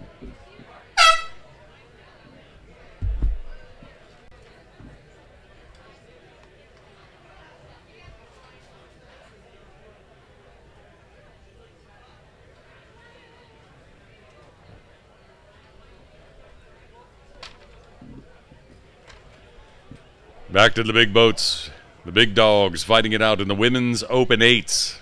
The B category, Alexandria in lane 1, Capital in lane 2, CRI in lane 3, Riverfront Recapture in lane 4, Chinook in lane 5, Masters Coaching Composite in lane 6, and Capital B boat in lane 7. 7 boats in the Big Eights, in the B category, the Women's Open Eights. Clean start, still crowded together. Slight advantage, it appears, for Chinook and one of the Capital boats. All closely matched at the moment. Only Riverfront Recapture beginning to fall back. Capital and CRI battling it out with Chinook. And the Masters Coaching Composite all in the mix through the first 350.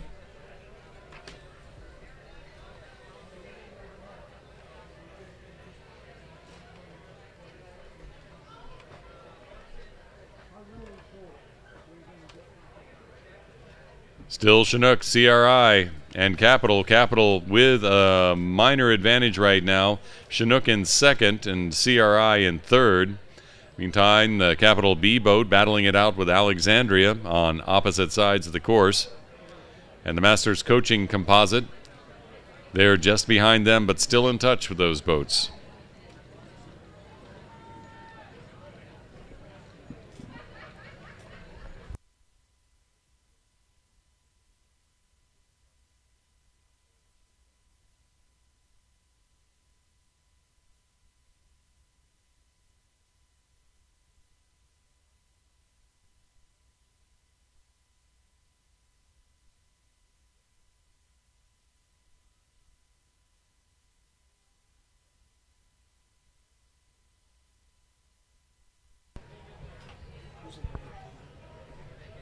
Capital and Chinook continuing to battle. CRI in there as well. Capital B boat trying to keep up with them as they come down the course in the Women's Open Eights B category final. Gold medals on the line.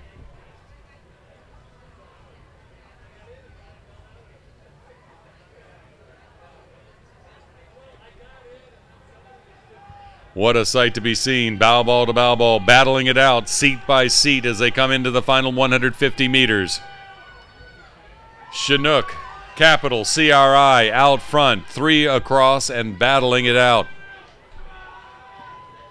In the meantime, the Capital B boat and the boat from Alexandria dueling as well for the 4th place finish.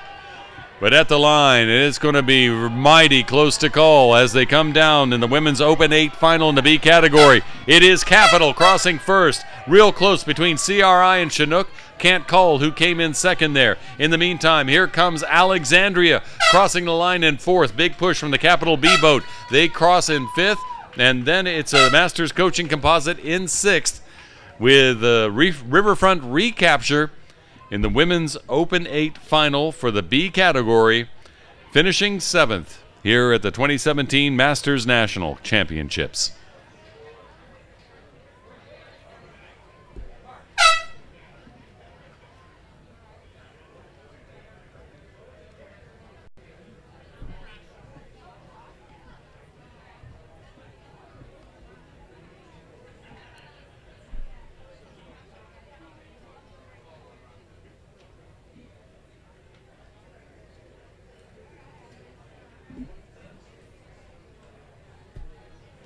From the big boats back to the singles now, the men's open singles.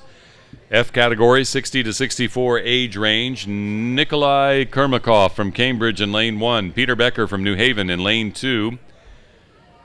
Tim Wilsalin from Cascadia in lane 3. Edward Gay from Narragansett in lane 4. David Frick from Long Beach in lane 5.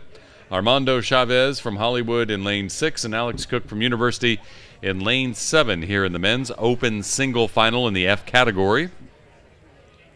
Tim Wilsalin from Cascadia looks like he has an advantage on the field right now as they are through 400 meters of the race. David Frick from Long Beach, not far back. Armando Chavez from Hollywood right there following Frick. But Tim Wilsallen from Cascadia out way in front at this point here.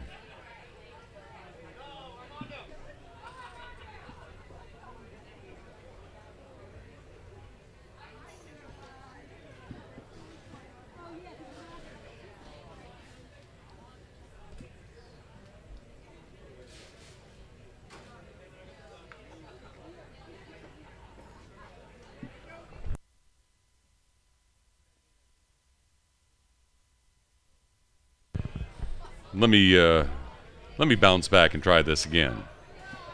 We have the D final, the men's open single final in the D category that's coming across.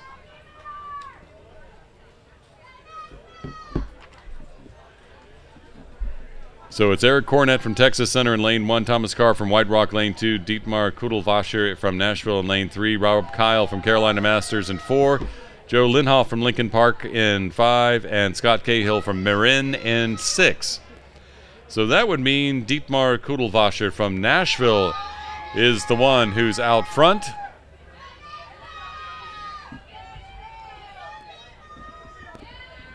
A slip of the slippery finger, and I changed my screen a little too fast.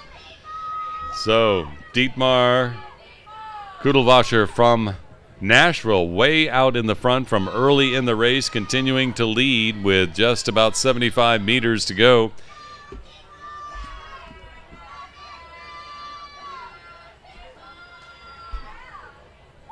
Then it's Joe Linhoff from Lincoln Park in second, battling it out with Thomas Carr from White Rock. But at the finish, Dietmar Kudelwasser from Nashville crosses the line and gets the gold, followed by Linhoff, Carr, Kyle, and Cornett and Cahill crossing at about the same time. The men's open single final, the D category. We'll go back to that F category here in another race. First, the women's open doubles in the D category.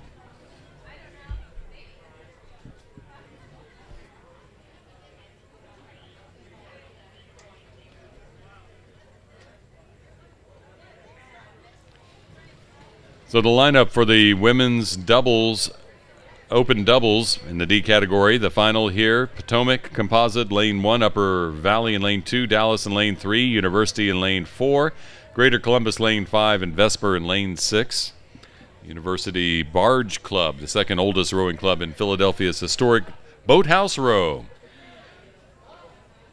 All put together for the enjoyment of and the cultivation of a friendly feeling in all those who participate in rowing, or what they call disamusement and exercise.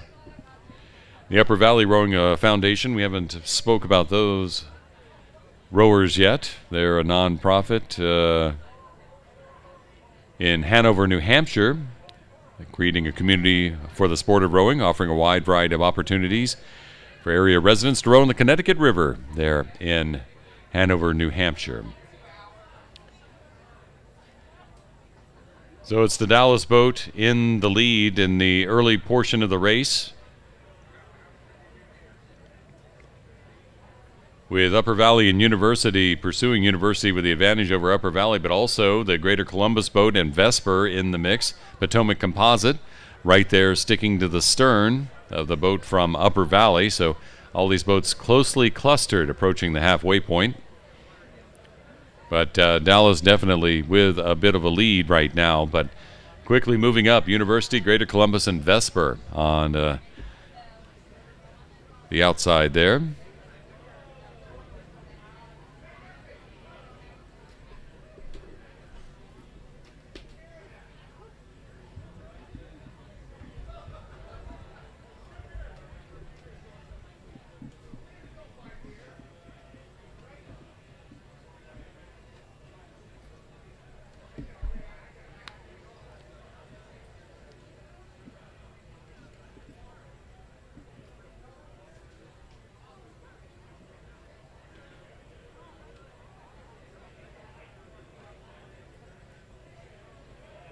Women's open doubles continuing to scull down the course here at Melton Lake in Oak Ridge, Tennessee. championship run in the D category. Dallas with an early lead, continuing.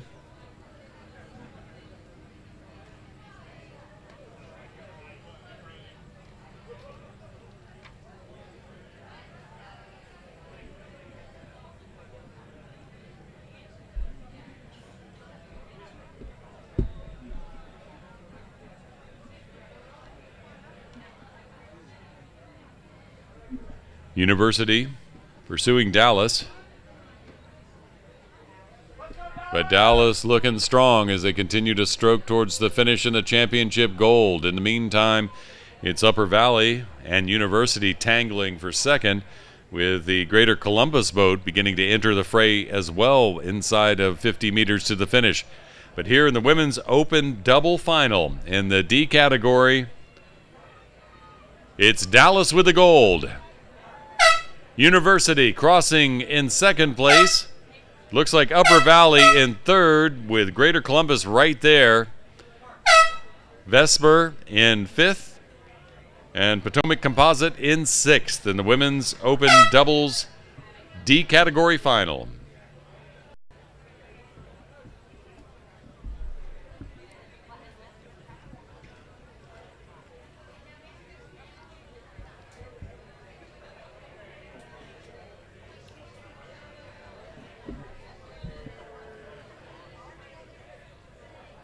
You're watching live streaming of the 2017 U.S. Rowing Masters National Championships. The men's open single final for the F category, backing into the starting block now. I think there may have been a false start again. So again, same lineup I gave a race before last. Nikolai Kermakov from Cambridge in lane 1, Peter Becker from New Haven in lane 2, Tim Wilsallen from Cascadia in lane 3, Edward Gay from Narragansett in lane 4, David Frick from Long Beach in 5, Armando Chavez from Hollywood in 6, and Alex Cook from University in 7.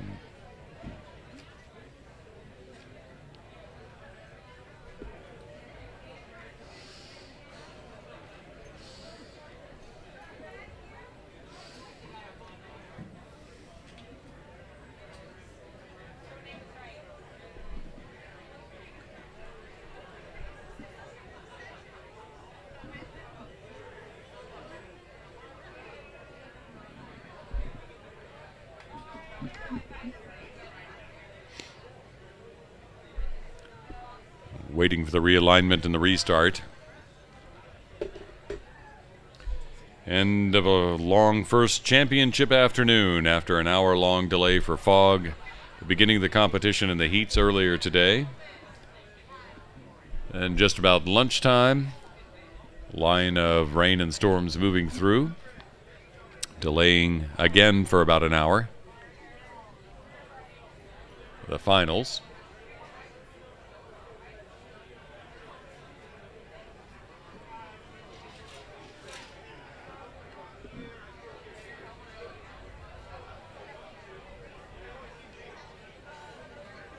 Talk about a couple of the clubs here in this men's open single final in the F category. Cascadia, I mentioned. You'd think that'd be in the Southwest somewhere, but actually that's based in Ithaca, New York.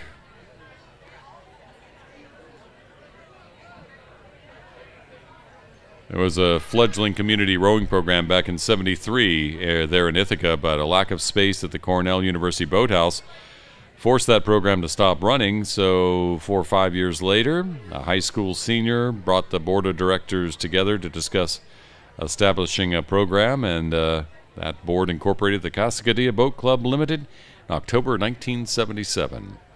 And here's Tim Wilsallen from Cascadia in lane 3, racing in the men's open single final in the F category. They have restarted and are back underway. Again, supposed to be 7 boats in this race. Lane 1, Kermakov from Cambridge. Lane 2, New Haven's Peter Becker. And lane 3, Wilsallen from Cascadia. Lane 4, Gay from Narragansett. Lane 5, Frick from Long Beach. Lane 6, Chavez from Hollywood. And lane 7, Cook from University. Fairly evenly matched right now, with a slight advantage to the Narragansett boat in lane 4. but all the boats in the race fairly evenly matched the first 300 meters in.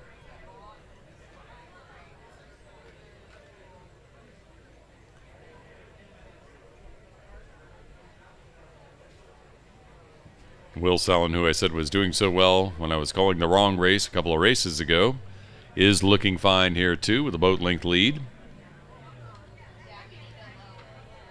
But he's still battling with Gay from Narragansett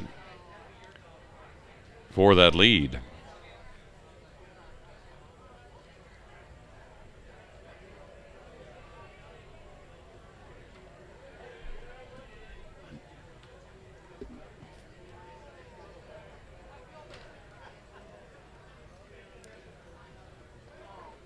At the halfway point in order, Will Sallin from Casacadilla in the lead, Gay from Narragansett in second, Becker from New Haven in third.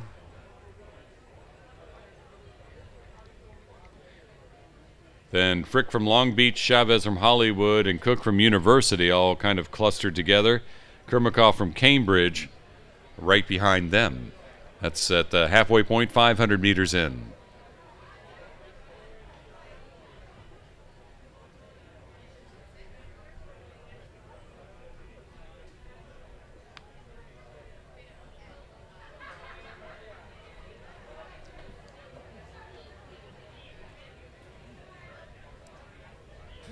Will Sallin continuing to push forward, maintaining his lead.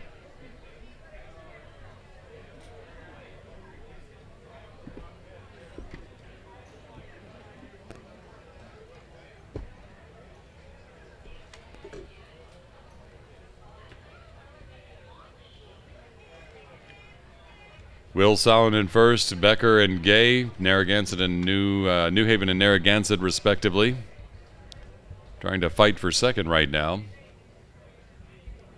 It is Gay with the advantage over Becker's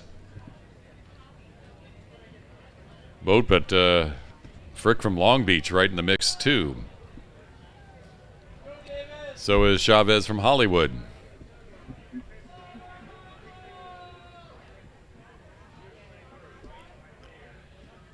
And that's not Hollywood, California. That's Hollywood, Florida, by the way. But coming down to the line here.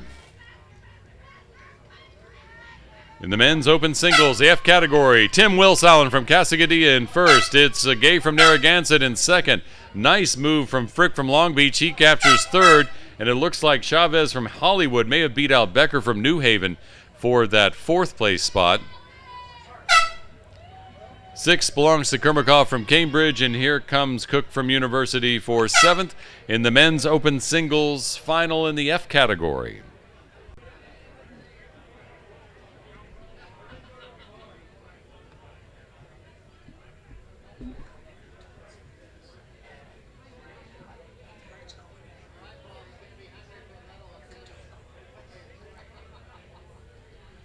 Four races left on this first of the make that 5 races, actually. There's a couple that are mixed together. But up right now is the women's open double final in the F category. Again, the F category, that 60 to 64 range. It's Augusta in lane 1, Narragansett in lane 2, Saugatuck in lane 3, Vesper Composite in lane 4, Three Rivers in lane 5, and Chinook in lane 6.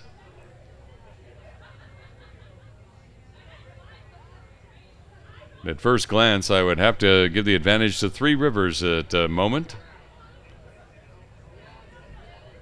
Maybe Narragansett will have to wait till they get in some sunshine and I can pick out the bow numbers better here in the women's open double. It looks like the Vesper Composite and Narragansett, I think, are the ones that are out in the lead right now. And indeed, that is the case. Meantime, Chinook hanging in for third place. But it is the Vesper Composite boat in lane 4 out ahead.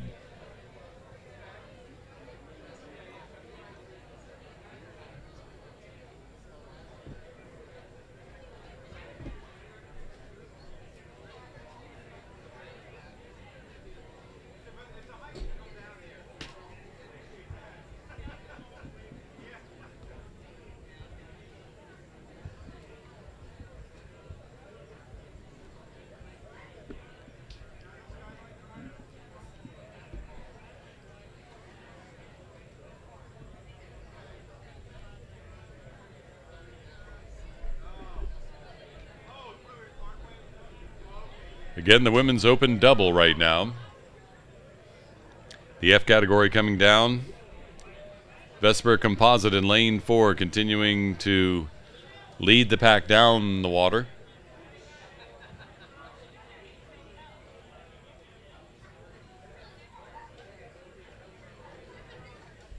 With Chinook and Narragansett pursuing.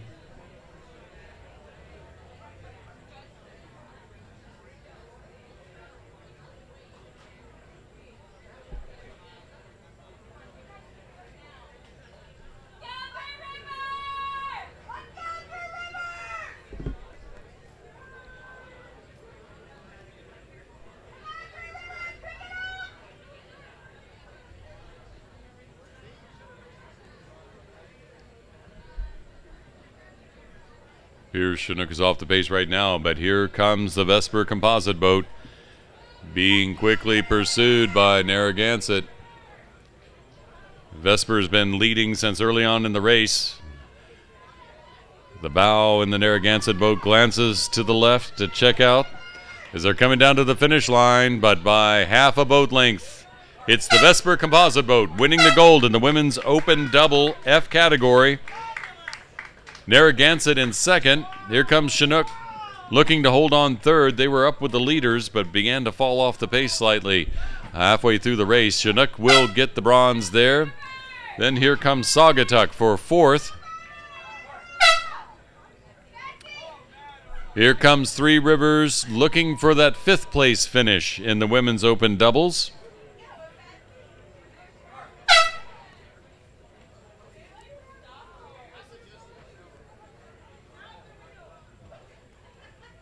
And then the boat from Augusta crossing the line in the women's open doubles championship final in the F category.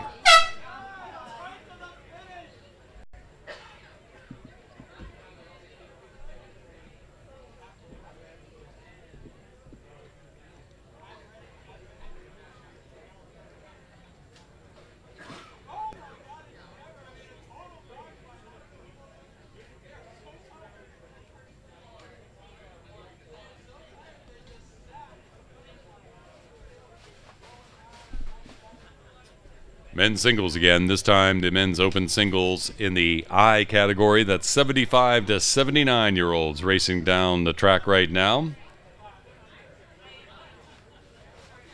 And we have the full range in this field. John Everett from Saugatuck in lane 1. Red Sargent from Fairmount in lane 2. James Lydon from Rollins in lane 3. Hans Verster from Colorado in lane 4. Bart Pasternak from Saugatuck in lane 5. Jim Hurd from Chinook in lane 6. And John Disterdick from Lookout in lane 7. James Lydon from Rollins in lane 3, the oldest of the bunch, 83 years old and racing down the track right now.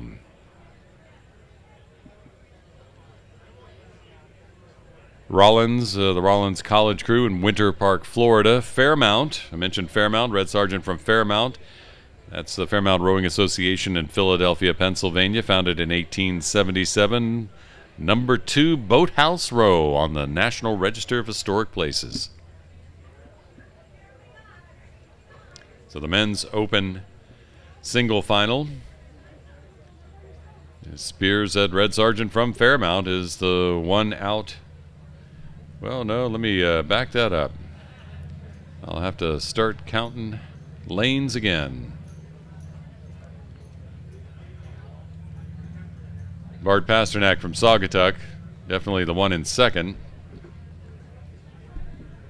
I'm not sure who's the one out in the lead right now. Couldn't catch the bow number as they went flying by.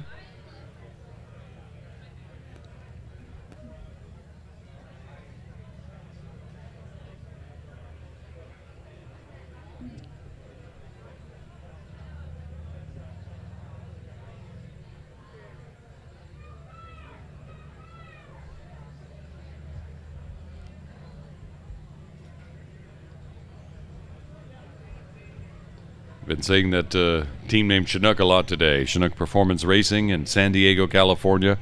Saying it a lot for a real good reason. 118 entries in these national championships for the Masters. 2017, competing at the highest level. There is Jim Hurd from Chinook.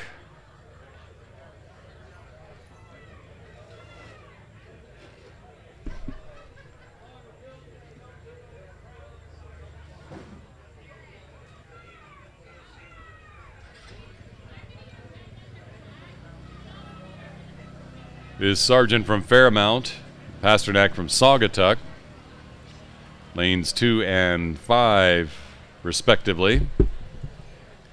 We're out in front. District from Lookout, hanging right there too.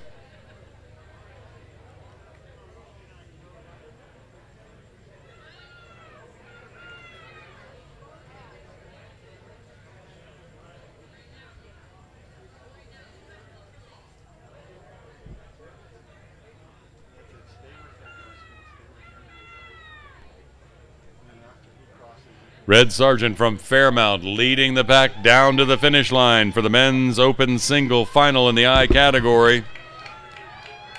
30 meters from the end. Bart Pasternak from Saugatuck trying to hold on to second, but it is Red Sargent from Fairmount winning the gold in the men's open single final in the I category. Bart Pasternak from Saugatuck seeking silver, and he gets it. In the meantime, Everett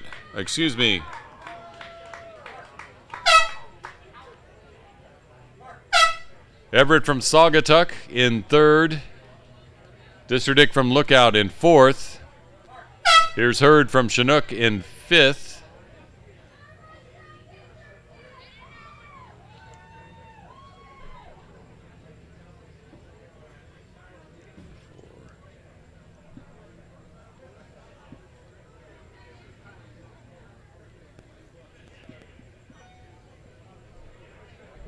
Hans Worster from Colorado, there without the bow number, stroking towards the finish.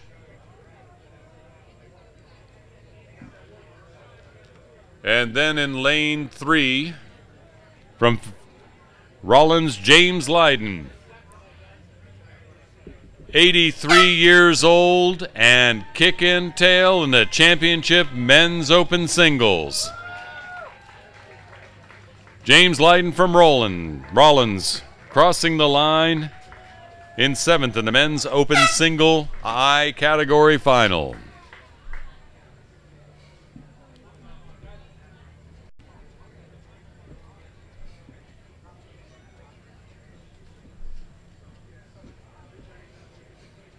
From singles to the fours. Mixed fours in the next 2 races, 1 in the A category, 1 race in the C category. Already rowing down the course, the mixed A4 final. In the lineup, DC Strokes B in lane 1, DC Strokes A in lane 2, Western Reserve in lane 3, Jacksonville in lane 4, St. Louis in lane 5, Lincoln Park in lane 6. The mixed 4 finals, evenly mixed with men and women in these boats. All between the ages of 27 and 35 in this particular race.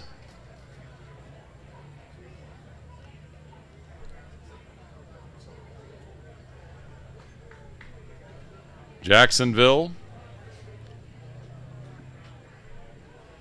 looking good. Lincoln Park hanging with them.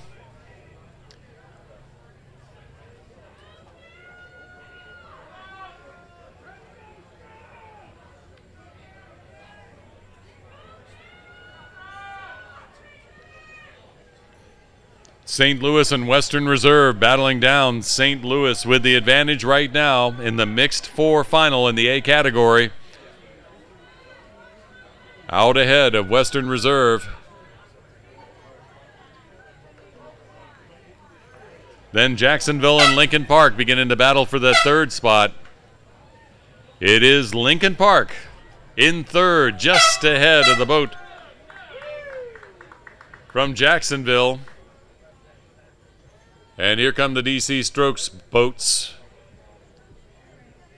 The A boat coming across in 5th, and the B boat in 6th in the mixed 4 final for the A category.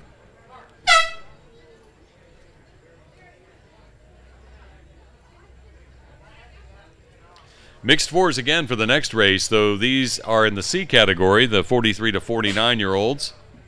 Ann Arbor in lane 1 and in lane 2. There's Chinook in lane 3, St. Louis in A in lane 4, St. Louis B in lane 5, and San Diego in lane 6. The mixed four final in the C category.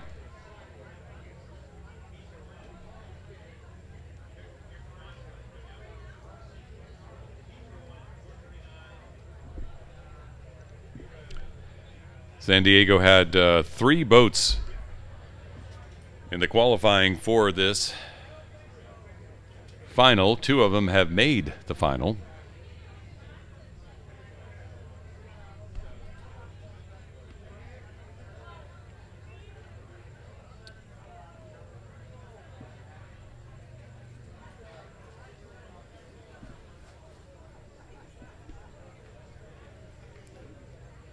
They passed through 350 meters. It is Chinook in the lead by a boat length. Ann Arbor in lane 2 and St. Louis in lane 4 on either side of Chinook. Second and third, St. Louis in second. Other in third, St. Louis B boat, though, right there in battling for the 4th place position. San Diego hanging in there, the other Ann Arbor boat as well, but way out front it is Chinook at the moment, with St. Louis in second, Ann Arbor in third.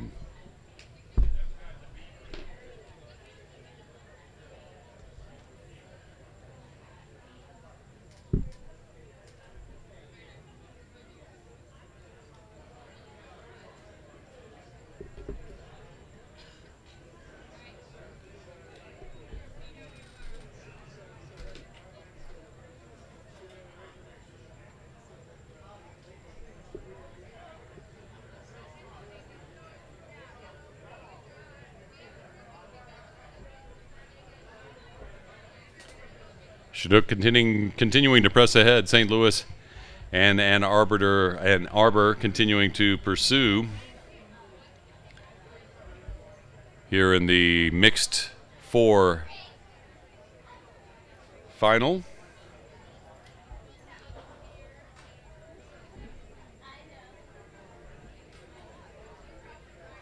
That's a C category mixed four final. Chinook continuing to lead with the St. Louis A boat and Ann Arbor boat in lane 2, continuing to press them, but Chinook seems calm, cool, and in control.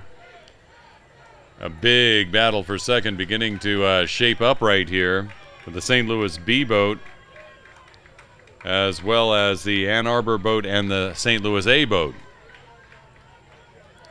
But here they come to the finish in the mixed four final. In the C category, it is Chinook in lane 3 coming in first. A big push from Ann Arbor, and Ann Arbor will take the silver with St. Louis A in third, St. Louis B in fourth, San Diego in fifth, and the other Ann Arbor boat in lane 1 in sixth. In the mixed fours in the C category.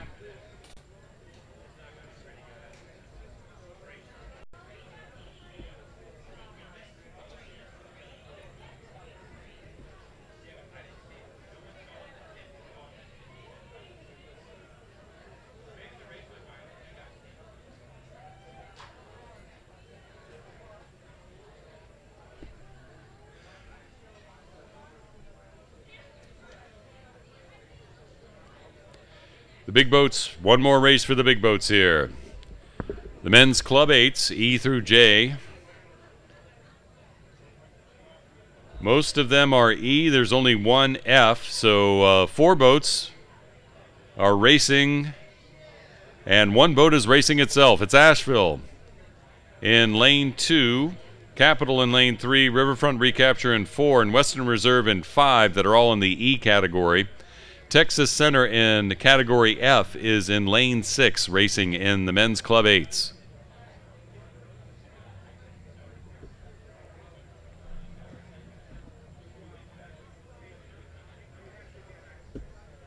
In that E category, Capital out ahead just slightly of a Riverfront recapture.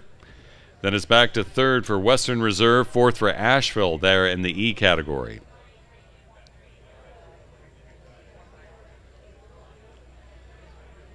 Halfway through the race, and those three boats, Capital, Riverfront, Western Reserve, all neck and neck out front. In the meantime, Texas Center right there not far behind with Asheville in lane two, trying to keep up with the field as they come down the course here at Melton Lake.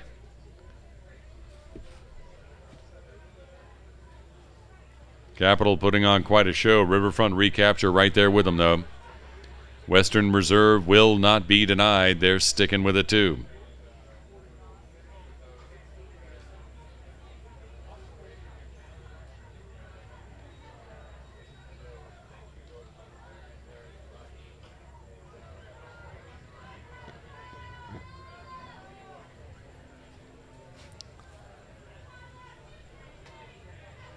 Men's Club 8's on the water. Hitting the red buoys.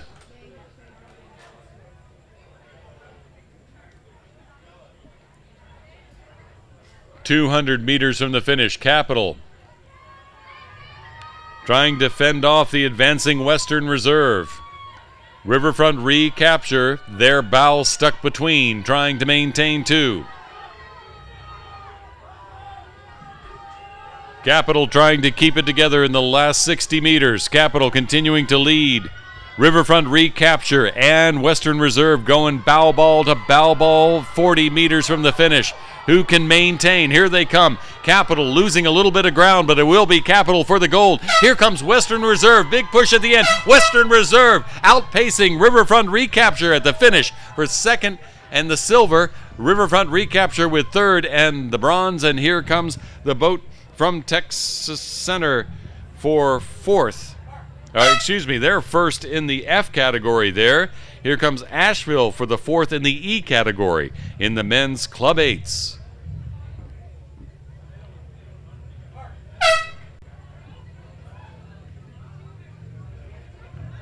Big racing in those Club 8s in the E through J category. Really the E category there. What a battle between Riverfront recapture and Western Reserve. Capital, though, capturing that gold.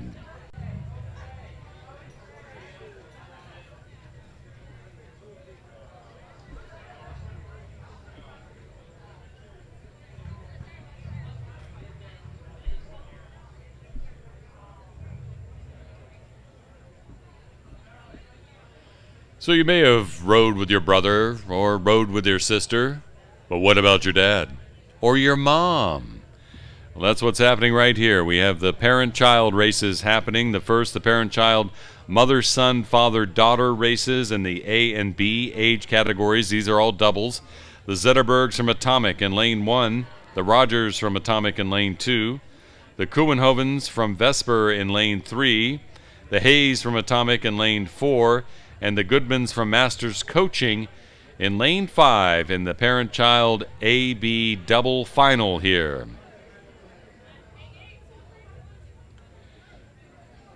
Lanes 1 through 3 are in the B category, lanes 4 and 5 in the A category, so two races in here and happening. And right now it is the Kuenhovens from Vesper putting on quite a clinic when it comes to the B category, well out ahead of the Rogers and Zetterbergs from Atomic.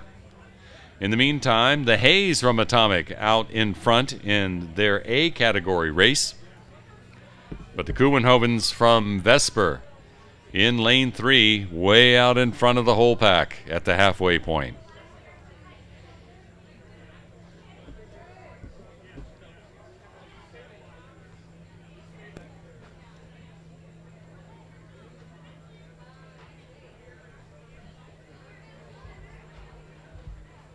As I said, these are mixed doubles. It's mother-son or father-daughter racing.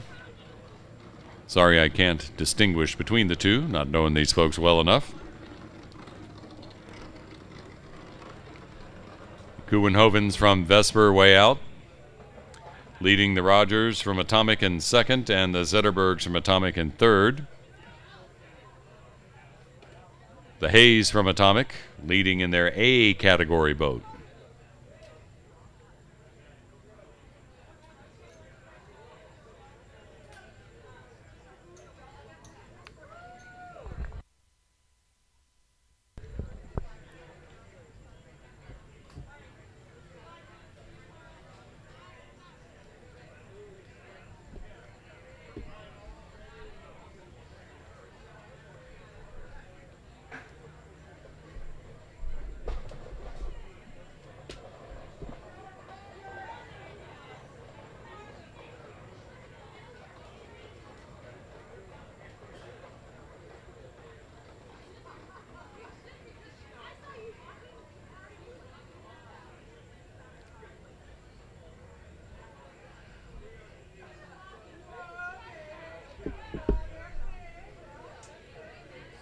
The Kuenhovens from Vesper. Leading in this parent-child race, mother, son, father, daughter. Kuenhovens crossing the line first and getting the gold. In the meantime, it's the Rogers from Atomic pursuing the silver in the B category. And crossing the line right now, second overall, but first in the A category, the Hayes from Atomic, father-daughter. There went the Rogers, father-daughter in the B category, coming in second. Here are the Goodmans from Masters Coaching. Mother-son coming across the line in the A category in second.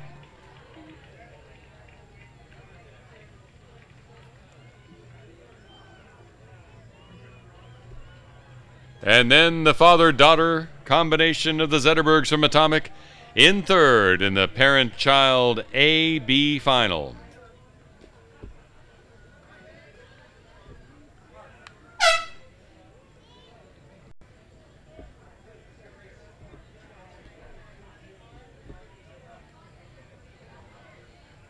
And the final for this first day of championship racing here at the 2017 Masters National Championships in Oak Ridge, Tennessee, the other parent-child race. This is the mother, son, father, daughter CD category finals. 2 racing in D, 2 racing in C. It's Volan and Vandenberg from the Austin Composite. Conway and Conway from Lincoln Park in the D categories. Nance and Nance from Greenwich and Nance and Nance from Greenwich in the C category. Talk about keeping it all in the family there. Who's going to get the bragging rights at the Nance family dinner table at the Greenwich Boathouse here in this family parent-child race, mother, son, father, daughter. The CD category.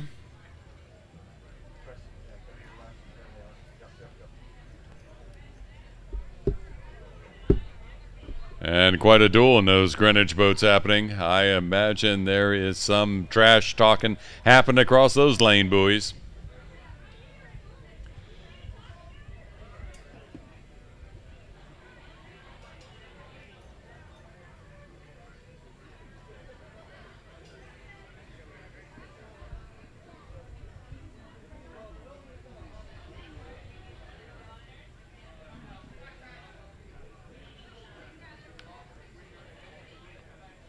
The Conways from Lincoln Park leading the Austin Composite boat right now. That's in the D category race on the far side of the course. Here's the race up here, the Nances.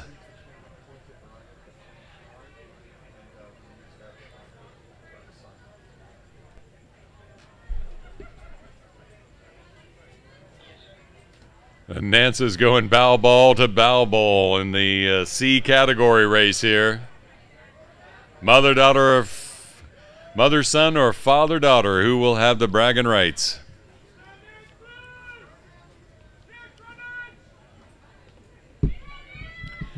The Greenwich boats bow ball to bow ball into the finish stretch in the D category.